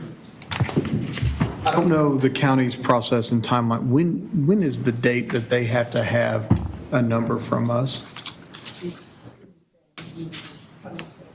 To post the meeting agenda with the rate, or? The rate itself. The rate itself. Yes. That's when they proposed it in open court. That's when they proposed it in Tuesday. open court. Because I'm not sure, given the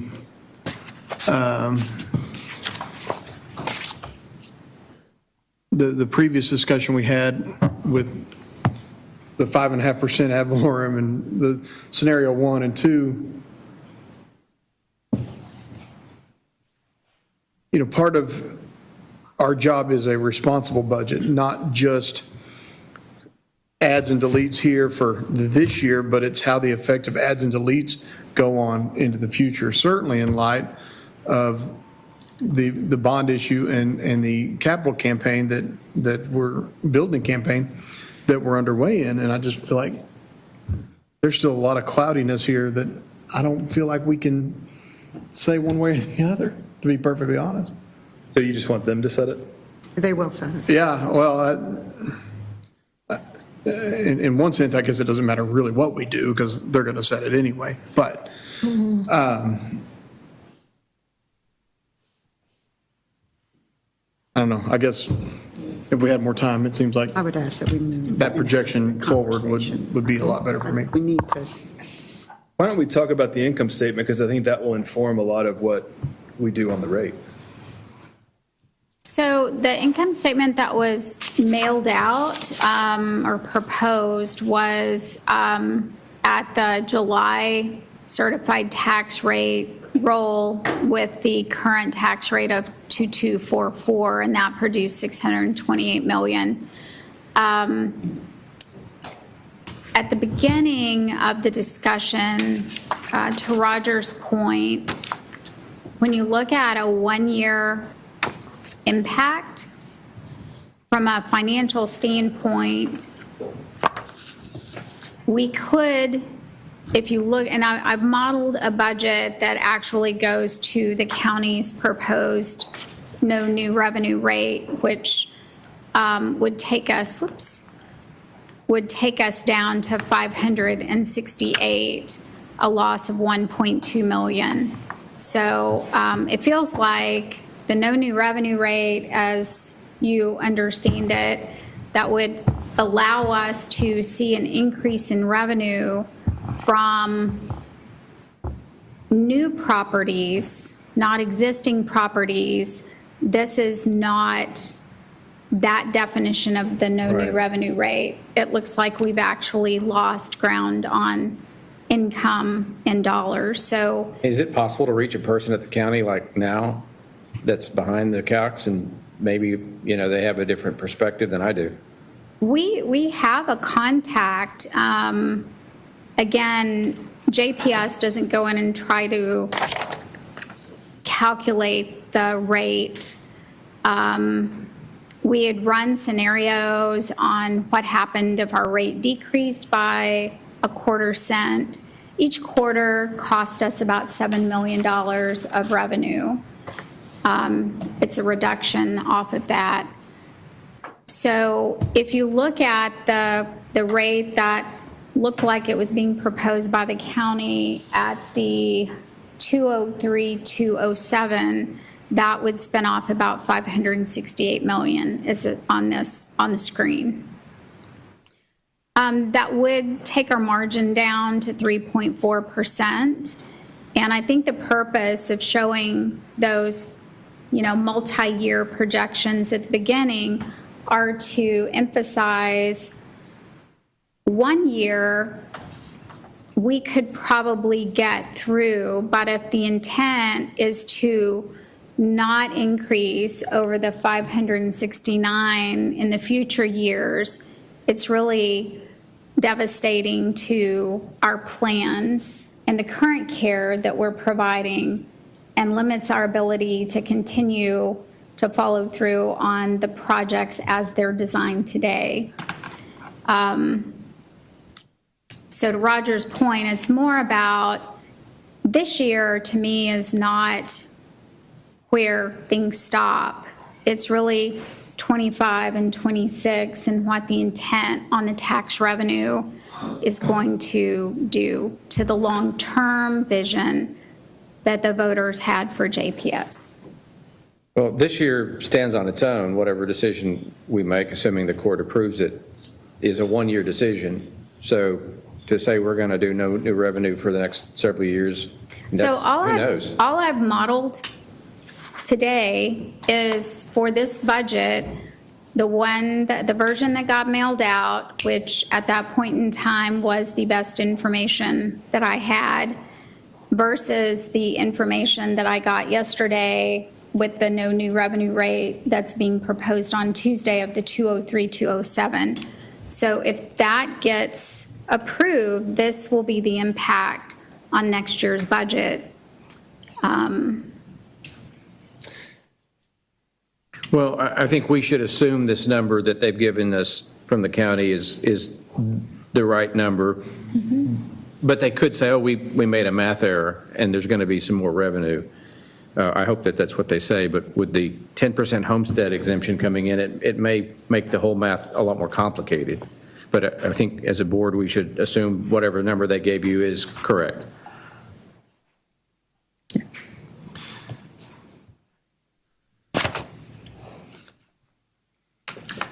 Blake, you said something about the homestead. That 10% is already calculated out of that. It is. Yes, Yeah, right, so yeah. that's done for this year. Yeah. And so with no new revenue, and that's that 2.120. It's the proposed no new revenue rate. That is the 203-207. 207. Okay, all right, okay, all right.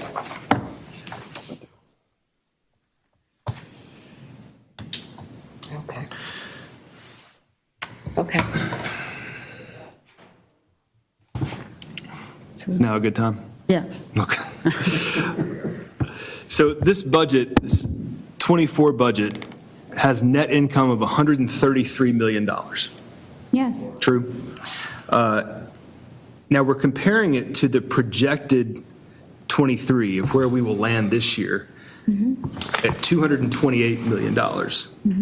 Right? That's profit, right? Yes. What did we project for 23? Or excuse me, what did we budget for 23?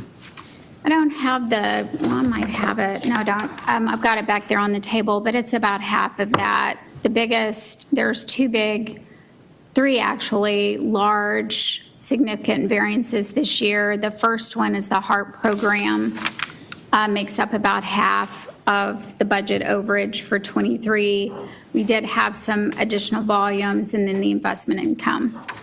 So if my math is correct, which is a big if, we are $150 million over our budgeted income, net income, as reflected here for 2023, meaning the hospital made $150 million in '23, correct? More than budgeted. Over what was budgeted, correct? Budgeted 82 million, and according to this, we'll have projected 228 million. Yeah. That's about 146 million. So first, I think we need to say, fantastic job. Like, truly, that's incredible. Whatever you guys are doing, that's good. And so we have that jump from '23 to '24 because of these new revenue lines that you talked about, between what we've budgeted, budget to budget. Instead of projected to budget, we have that jump for those new revenue lines. But it still is going to get us at a spot where we're going to make next year $133 million plus. Correct, and I think I've said it before, '24 is not, this one setback, it's not what I would have requested, but it is not going to stop our success to go ahead and open the new tower in 2030. The point of the earlier slides was the sensitivity that if the county chooses to stop or slow significantly in the future years, 25 and on, that's going to be detrimental to our ability to be able to provide the services that we provide today and possibly the projects that we had intended to open in 2030. Well, I agree with Blake. I mean, I think we make these decisions on a year-to-year basis. Can you pull up slide 71 from where you're sitting? What is, what is slide 71? Yeah, and let me see if I can. Mine is numbered different. Yeah, I know. I've got three different copies, all three of which are numbered differently. It's the consolidated balance sheet. So it would be, I think it's 71. I don't think I have that here. I think that was mailed out in the board. Yeah, on package. our iPads, it's I can page speak to it. 71. Is it, is the consolidated income statement? The balance sheet. Balance sheet. The balance sheet. It's on that. Let me find it. It's page 12 of the report. Unaudited. Yeah, the unaudited report. It's page 71 of our PDF. Okay. Do you have it, Sharon? Yeah. Shut down. So do I read Here you this go. correctly, that we have current assets, in cash right now, we have just under $1 billion for the total assets of over $1.2 billion.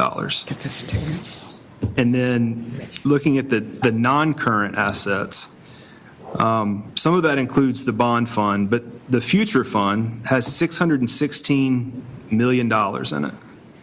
Correct. Which, is restricted, but we can unrestrict it.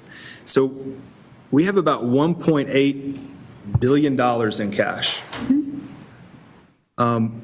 One question I had about looking at this balance sheet, we go from June 30, 2022 of $153 million in the future fund, and then we book 616 as of June 30. But we only made, that's more than what we made last year. So in December, what happened, if you went back, our cash, the future fund used to be in the top line for cash. And in December, the board went back and we moved in excess of the 225 days into the future fund. So it's really, the future fund was created by just swapping line out of the cash and temporary investments and putting it down into the board restricted construction fund. And so I think the reason that we have so much cash is looking at fiscal year 2022, we made over $112 million.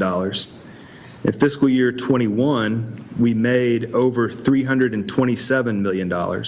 Again, exceeding our budgeted profit each year.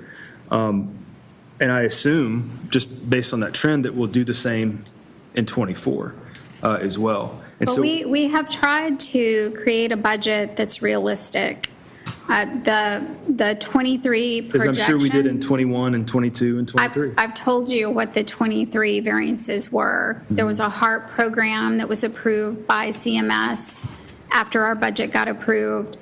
We did underestimate our investment income because we did not predict enough increase in the rates. And then we have had additional volume come through this year. We had a slow recovery from COVID, and we over budgeted volume in earlier years. So we were too conservative with our volume growth in 23. I think it's great. If there's one area that you want to be over budget, it's on your income, on your revenue. But what I'm It's saying is, happened both ways for me since I've been at JPS. Sometimes we're over budget in our expenses and not the income. sure. But on the whole, we're doing well on net income. And then with this much, so we're going to make money. We're projected to make at least $133,000, or excuse me, $1 million this year. We're sitting on the cash that we're sitting on. I think we can go below no new revenue with this current state that we're in, because we're in such a good spot. I think people may have a misconception about the $600-something million that we have in the future fund. The bond was a lot less than what we projected. The hospital is going to cost, it's going to be about 1.5 to 1.6 or more. So we were saving and be a good steward so that we can pay for a lot of that in cash. But if we deplete that, we're going to have some incomplete or some services going to render, because there's no way we can do it at $800 million. I don't think we have to deplete it, because we're going to make $133 million next year. I think we're going to make $133 million next year without any reduction of salaries, because that's already built in. Right. That's without even having to touch any of this money, because that's the budget for the year. We're going to make that money without having to touch any of this. But there will be, over the next 5 years, us onboarding about $140 million worth of annual operational expenses through the opening of the tower. That will also lead to increase in revenue as well. It's probably disruption in revenue when you open up a new The hospital. revenue for the new tower, again, we're trying to design that, but that's a replacement tower. So there's not going to be, we'll have to go through bed licensure again, but I don't think we're going to be building a whole lot of new capacity in the tower. It will be different capacity, different beds. There won't be any double rooms, but the revenue that exists today will actually just kind of be moved over to the new tower, as well as the relocation of the outpatient clinics to the MOB. Sharon,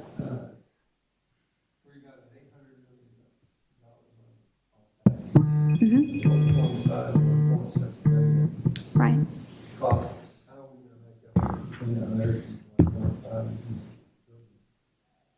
So the $1.5 billion for bricks and mortar, we issued $450 million. We had planned to issue another $350 million in a second tranche. That leaves about $700 million for us to generate cash. We have 600 of that. But if there is a way that the medical center, and we talked about this at the budget retreat, I believe, there's a way that we can reduce the 350 of the bond issue, the second one, we would be able to avoid quite a bit of interest expense that would be an additional burden on the hospital district. So, and we haven't really priced out any of the tower. I think that the tower itself, it's very close, but we're just designing it. And I think there is a risk that it might go over the 1.5 billion. We're going to try to keep it in budget, but that's where the 1.5 billion will come from. We were authorized to issue $800 million worth of bonds, and we're going to have to come up with the rest in cash. We're going to be able to book over $228 million in cash at the end of this fiscal year, right? Why wouldn't we put that in the future fund, which would exceed our obligations in that regard? In December, we'll go through that. Also realize that the income statement you're looking at is not my high cash month. That's all we have to look at, though. I mean, Well, I'm just trying to tell you about, we get that $600 million of tax revenue in December and January. And then year over year, you can see that my low point is going to be in December. So in December, we will reevaluate, and I'll bring a recommendation to the board, and we'll likely increase the future fund. So I ran the numbers on around an 18-cent rate, and it would still give us budgeted net income at the same amount that we budgeted for last year, around the $78 million net income. Does that sound right? I have not run that number. So even lowering to around 18 cents, and again, I'm a lawyer, not an accountant, we will still make as much new revenue, net income, profit, as we had budgeted for ourselves last year. At some point, it's enough. I mean, it's got to be enough. Sitting on over $1 billion of cash, projecting $133 million of profit next year. At some point, it is enough. And it's difficult, I think, to go to our community members and say, we have all this cash that we're sitting on. We're going to make $133 million, but we still need more. I hear what we're saying about everything coming online. I think we've accounted for that. I think we've accounted well for that. I think Dr. Duncan and her team, we should put them on our shoulders and run them around this room because they've done so well.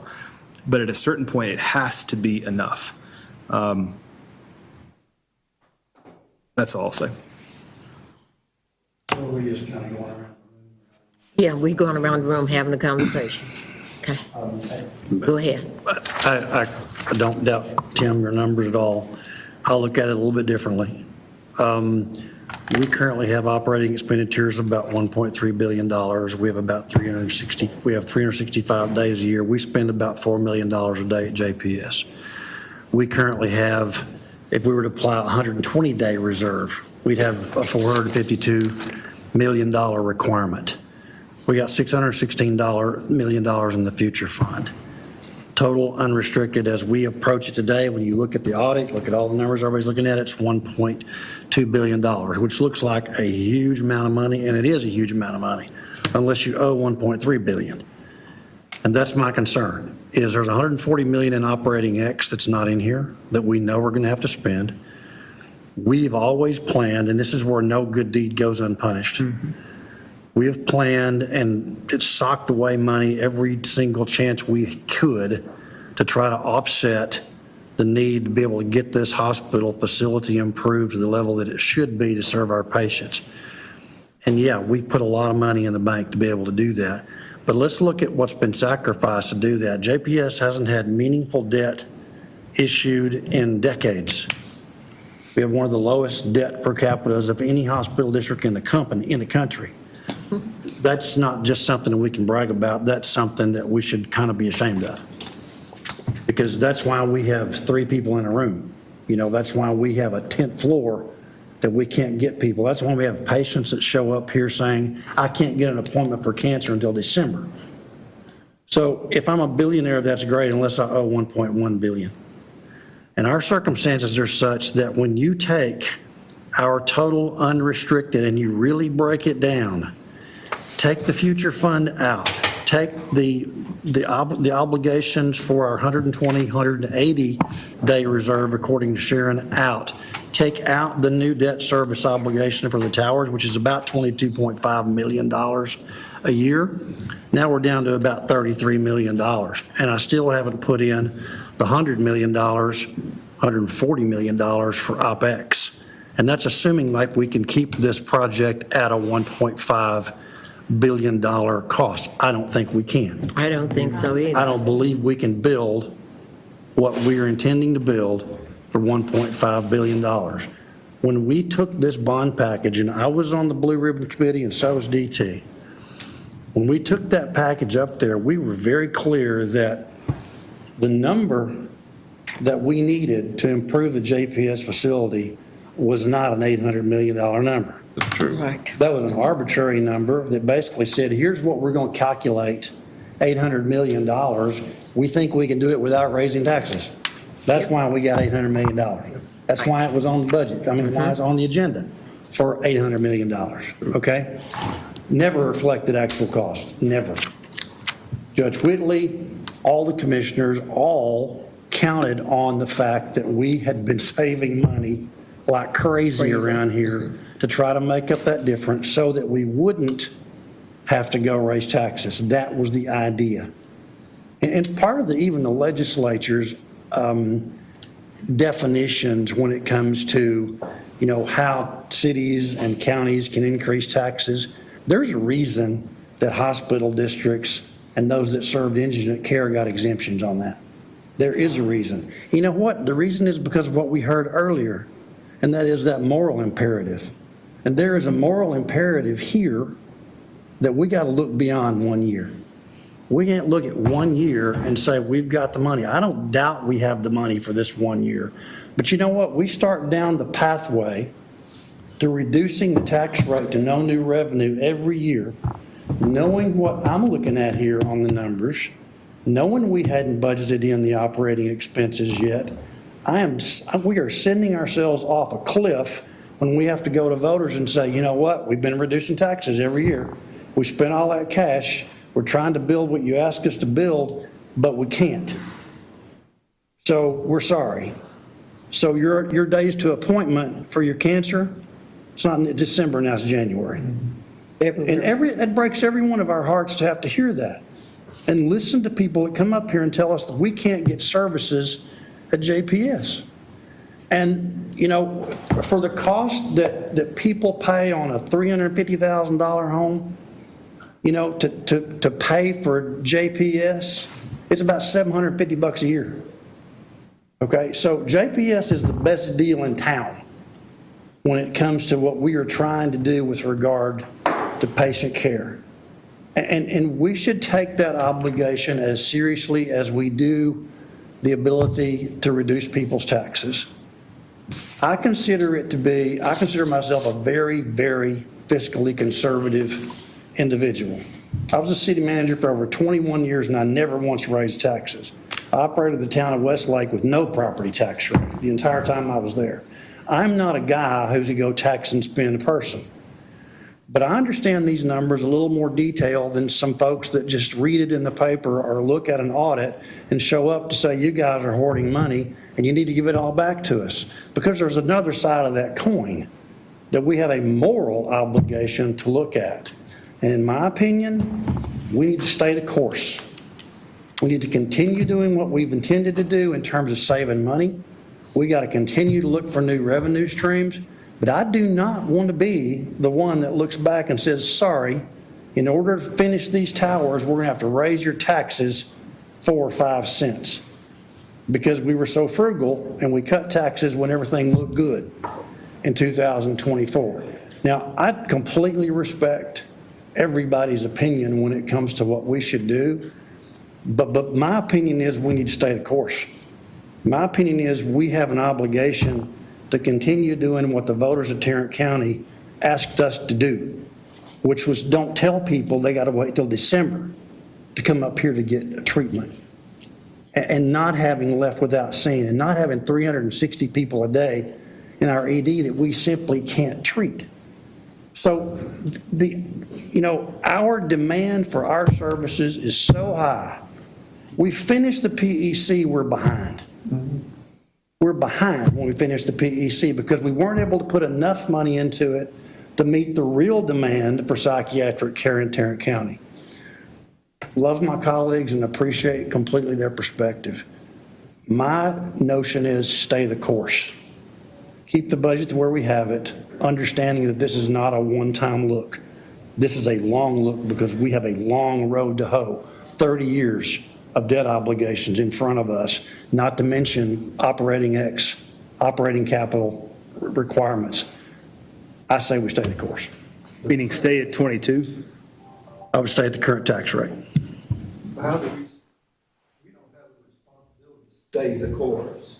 We have the responsibility to make that recommendation to the court. Yes, sir. And so I would suggest that you need to get in front of that and make that speech yourself, because that's the real issue. It's not what we want to do or what we don't want to do.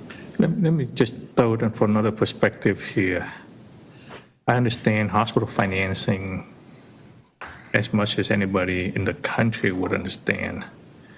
And we are so damn lucky that we still have fee-for-service in our model system right now. And we have to move, including Medicare, will move to by 2030, it's going to be all value-based. And that comment, like that patient, is going to kill our reimbursement. We are going to get paid and penalized, not stay the course. So any day that we have this kind of reimbursement is a lucky day, I can tell you that much. And in order for us to move to the different model, we're going to have to have capacity to be able to handle the patient satisfaction and all that stuff. And I'm like you, I'm very, very conservative in nature. And I can see where we're going to go off the cliff if we're not careful. And I'm the only one in here I can say, yes, I am a conservative guy, and I'm appointed by 3 different commissioners. And one's a Republican and 2 are Democrat.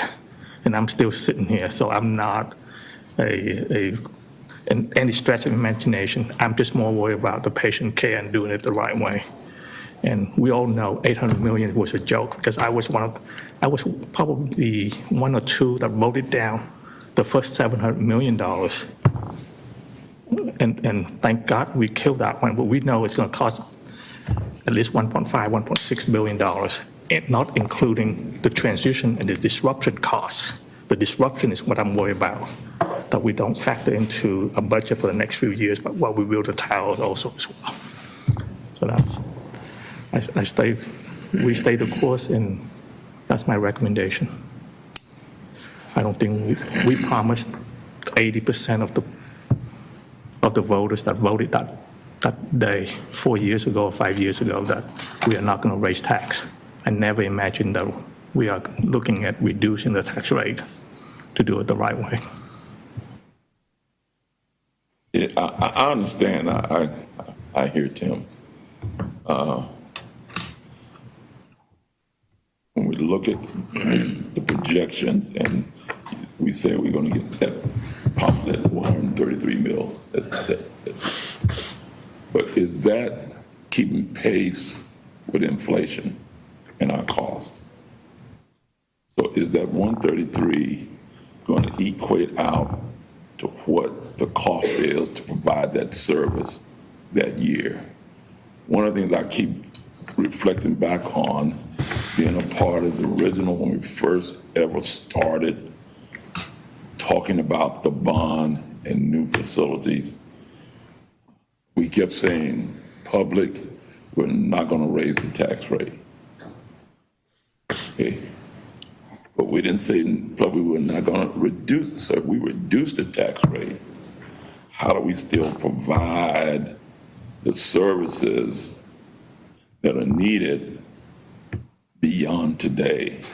And my concern is if we're able to book revenues where we are at the existing rate, knowing, as Blake said a second ago, the rates on existing, so all the new that's coming in, there's still additional cost to that revenue that we're going to receive.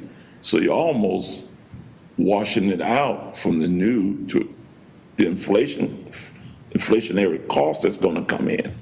And I sit here uncomfortable reducing. I'm okay with staying where we are because I can see 800,000, 800 mil. We knew then we couldn't do what we said we could do. And that was, we attempted to share that, okay, at that time. And when we look at where we are now and every ounce of dirt we turn over, it's a new cost. And I'm just not comfortable looking at people I serve that I don't know whose doors they're knocking on, but you know, I can hear that Sunday after Sunday, Monday after Monday. I couldn't get an appointment for this time. I had to wait this time, and I had to wait. And I keep giving excuses. We shouldn't have to do that.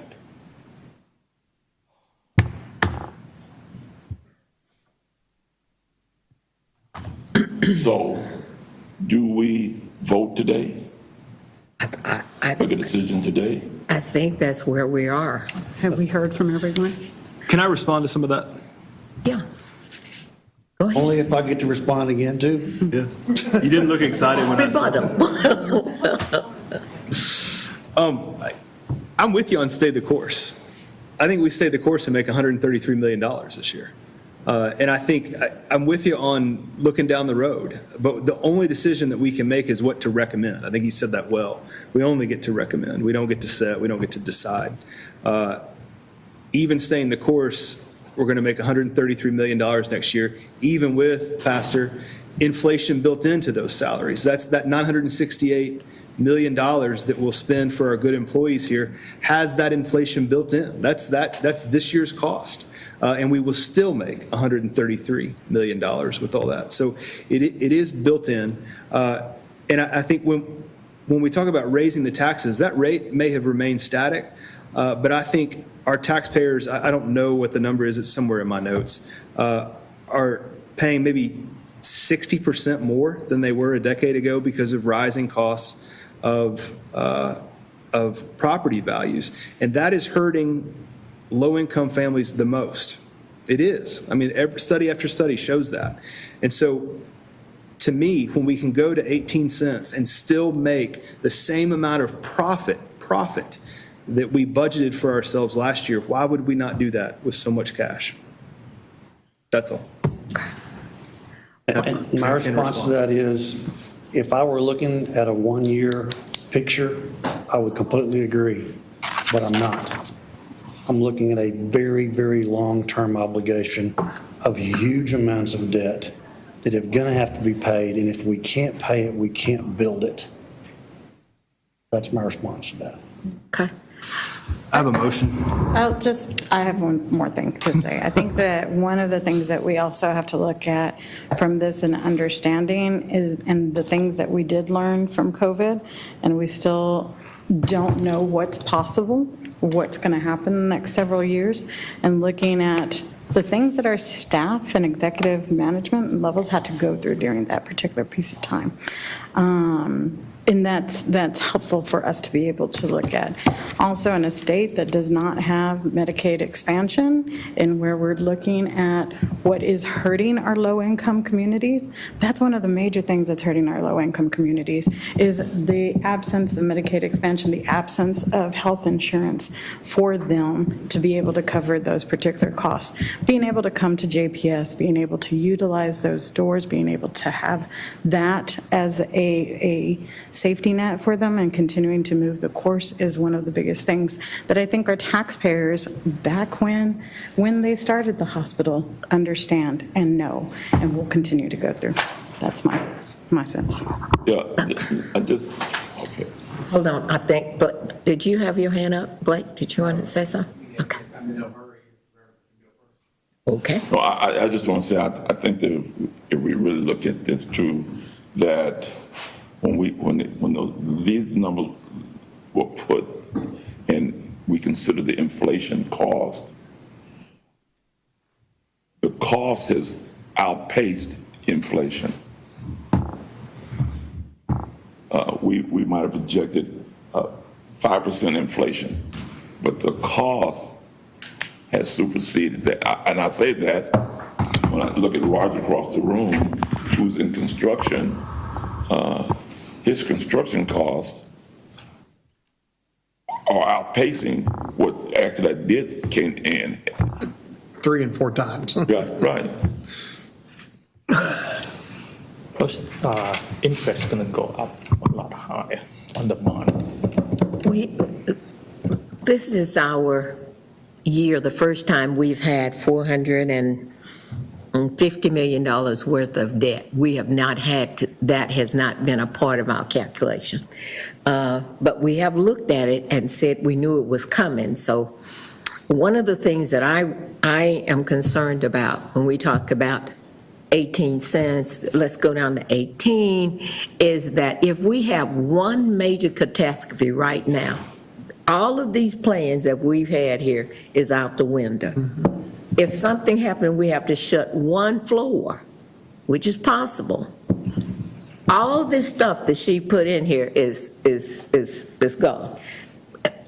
Remember when we had the elevator problem? Mm-hmm. All of a sudden we had millions of dollars that we had to come up with. So I know a plan looks good, but I also know that there is an element. And one of those deals is talking about joint commission. And I know that we've put some dollars in here, but I'm concerned that we're going to have more expense than what's reflected here.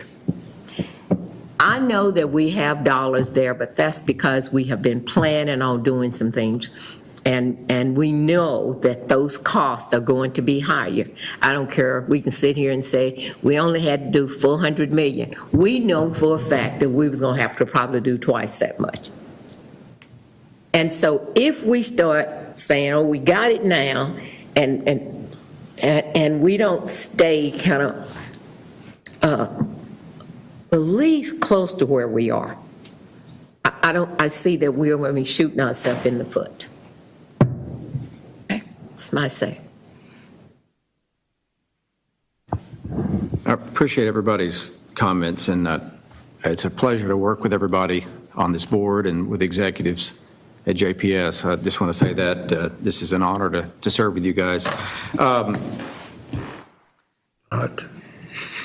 When we talk about borrowing money to pay for our construction project, we have to pay that money back. So ultimately, we pay for all of our buildings through our net income, through our cash flow. That's the only source. Because when you borrow money, you're just getting an advance that you have to pay back. So that's not like cash. So we are going to have to pay for everything through our profit. So we have to make a profit enough to pay for the construction. Unlike Sharon, I'm hopeful that our new towers will generate new revenue, because I will hope it will give us a bit different payer mix. I want JPS to be a place where everybody wants to come as their first choice. And so I'm ever hopeful that this new construction project will make a significant difference in revenue for us. I am very sensitive to the taxpayers. We are getting an enormous amount, if we leave our rate the same, of new revenue, and that's after the 10% homestead exemption, and that's what I had predicted. Karen and I first met, I could just see where the numbers were going. It was just going to be just a huge dump of cash. And we're seeing that it's an additional 10%, or about $59 million in tax this year after the homestead exemption. So we can't successfully propose to the court no reduction in the tax rate. That's going to be rejected, probably 5-0, but it'll definitely be rejected. I would propose, as a compromise between what everybody said, a nice, flat, even rate of 20 cents We'll take out INS, the rest will be the other portion. That would reduce this budget that Sharon's got here on page 36 by $9 million, because she's at 20.3, that would make it 20.0. That would be another $9 million off, which would make a net income of $124 million. Tim correctly points out that for the last year, you've greatly exceeded your budget. You've got almost triple the income you thought you'd have, so it's reasonable to assume maybe you'll do better than you're expecting. But I'll say this, if we run into any problems, elevator problems or whatever, I can only speak for myself. I'm prepared to raise the tax rate next year to deal with problems. I'm not going to allow JPS to suffer. Not going to allow that to happen. We could go through a recession, a depression. We could have property values drop in this county. That's happened before. And I'm prepared to go the other way. And I'll speak to my taxpayer friends. When we had extra cash, we cut the rate significantly. Now we don't. We're going to have to raise it. But we're going to not have excess cash coming in every year. We do have to fund our properties. Forget the debt. Every dollar of every building we have to pay for through the profits that this organization makes. And the profits, of course, the bottom line includes the taxpayers. Huge, 38% of our budget comes from the taxpayers. So I would propose as a compromise 20 cents. That's a nice number. That will be noticed. That will be appreciated. But I'm prepared to do what we need to do next year based on what we see. Hopefully, we'll have another good year next year. But if we have some tough times, I'll go up on the rate. I'm not going to hesitate to do that. I'm not going to sit here and say, and I'm comfortable saying, we're going to go up. We're not. Well, if you go down, we ain't going up. Several of us in this room have been on councils. It's very easy to take a tax cut. Yeah. It's mission impossible to go back up. Yeah. And even if we sit here and say, we'll do that if we have to next year, that ain't going to happen because, as I said before, this is being done by the Commissioner's Court, and they're not coming to us to benefit of clergy. They're just saying this is what we're going to go do. And I think that the best we can do for them is to explain to them what the consequences of these decisions can be. And I don't even think that's going to work. But we at least are then on record. But it's elected officials don't bend to the wind very easy when it comes to increasing taxes. Well, you can do it one way, like you say, they're going to do what they want to, but you could also go in and make a recommendation. And I don't have a problem. I'm just saying, though, that... So we're waiting on the motion. Huh? Are we waiting for a motion? Oh, well, and nobody's made a motion yet. I have a motion. Well, I want to move that we accept and recommend the recommended tax rate that is presented to us. Just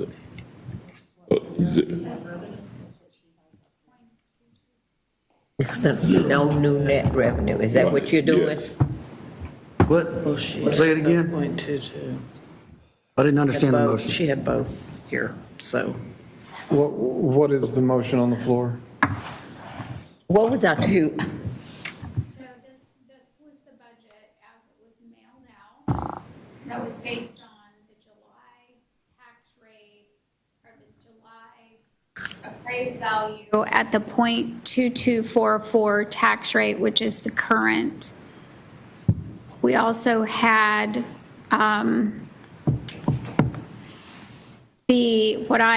what I labeled, correctly or not, the no new revenue rate that was given to us by the county at the .2032 rate. That's where I was. So probably be less confusing if you can make a recommendation on the rate itself, either the .2244 or the .2032.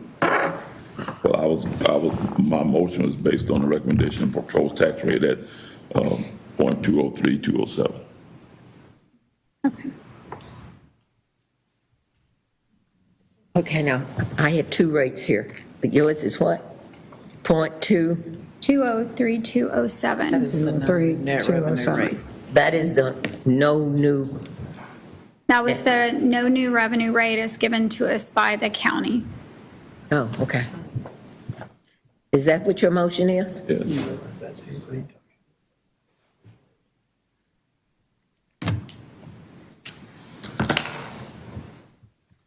Okay, let me, yeah. The recommendation from Sharon staff today. 2.2 rate. That's what the budget was built on. Is the- That yeah. was not our recommendation. It was what the budget was built on. Oh, okay. Okay. So No, the- Because we had not voted on a tax rate. Okay, Staff built a budget on our current effective rate. the 224. 224429 is the current, and that is the budget that was mailed out. We Okay. have a second income statement that we were looking at that's at the I'm county's sorry. no new revenue rate of 203207. Yeah, I'm sorry. I looked that wrong. No, no. Okay. I so move that I recommend that we adopt the recommendation proposed tax rate of the .224429 for fiscal year '24. Second. Okay, there's been motion and second. Is there any other discussion?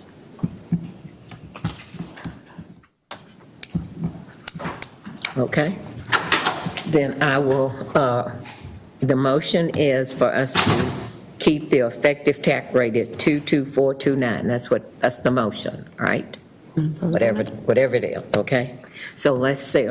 All in favor of that, raise your hand. I need to. 22,449. Okay. Okay, 1, 2, 3, 4, 5, 6, okay? All of those opposed, raise your hand. 3, motion passes.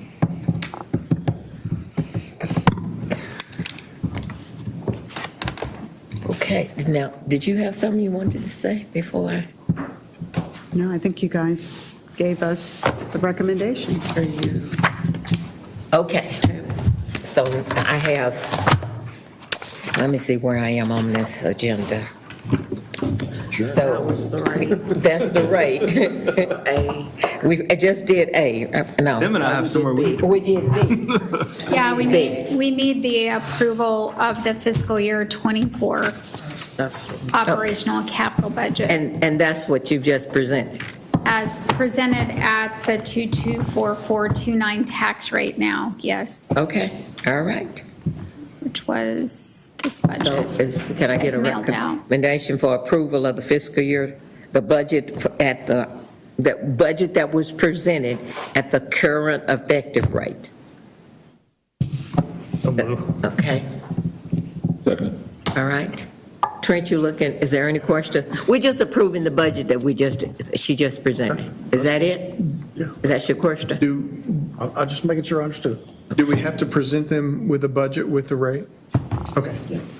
We normally do. No, I just, They have to approve it too. They have to Yeah. approve they both. do, but you don't have to present it at the Yeah, same that's time. right. Next week, they will take the proposal on the rate. You would have time if there were any changes to the budget. we okay, could still that's, get it over. yeah, okay. Okay. yeah. So, Sharon, are you wanting us to approve this, or did you want us to hold on your budget? No, I think the board can approve, after you've recommended the tax rate, that we can go ahead and approve this. And The budget then, is- if needed, we can have further discussion Okay. at Finance Committee. But it would be helpful so from the tax rate, that's one line item. Right. The budget and capital approval, the operational and capital approval approves pretty much the initiatives that are contained throughout. Correct. Okay. All right. So I had a motion and a second. All in favor of approving the budget that we have presented to us? Can I see a show of hands? Okay. All right. I think it's the 6. And those that oppose, can I see a show of hands? It's 3. Okay. 6-3.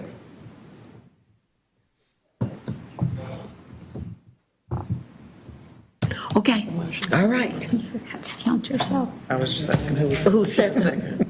We need to approve the consent agenda. You're 7. We did? Yeah. We're out of order. Okay, who motioned that? Motion for the budget approval. DT, and who's the second? Ralph, okay, all right, and that has been approved. Okay, do I have anything else on this agenda that I have skipped? No. We did that. Did we vote on prevention? Yeah, okay. All right. Say goodnight, Agnes. Let me say thank you. Thank you for all your time and patience, and I really do appreciate it, okay? All right.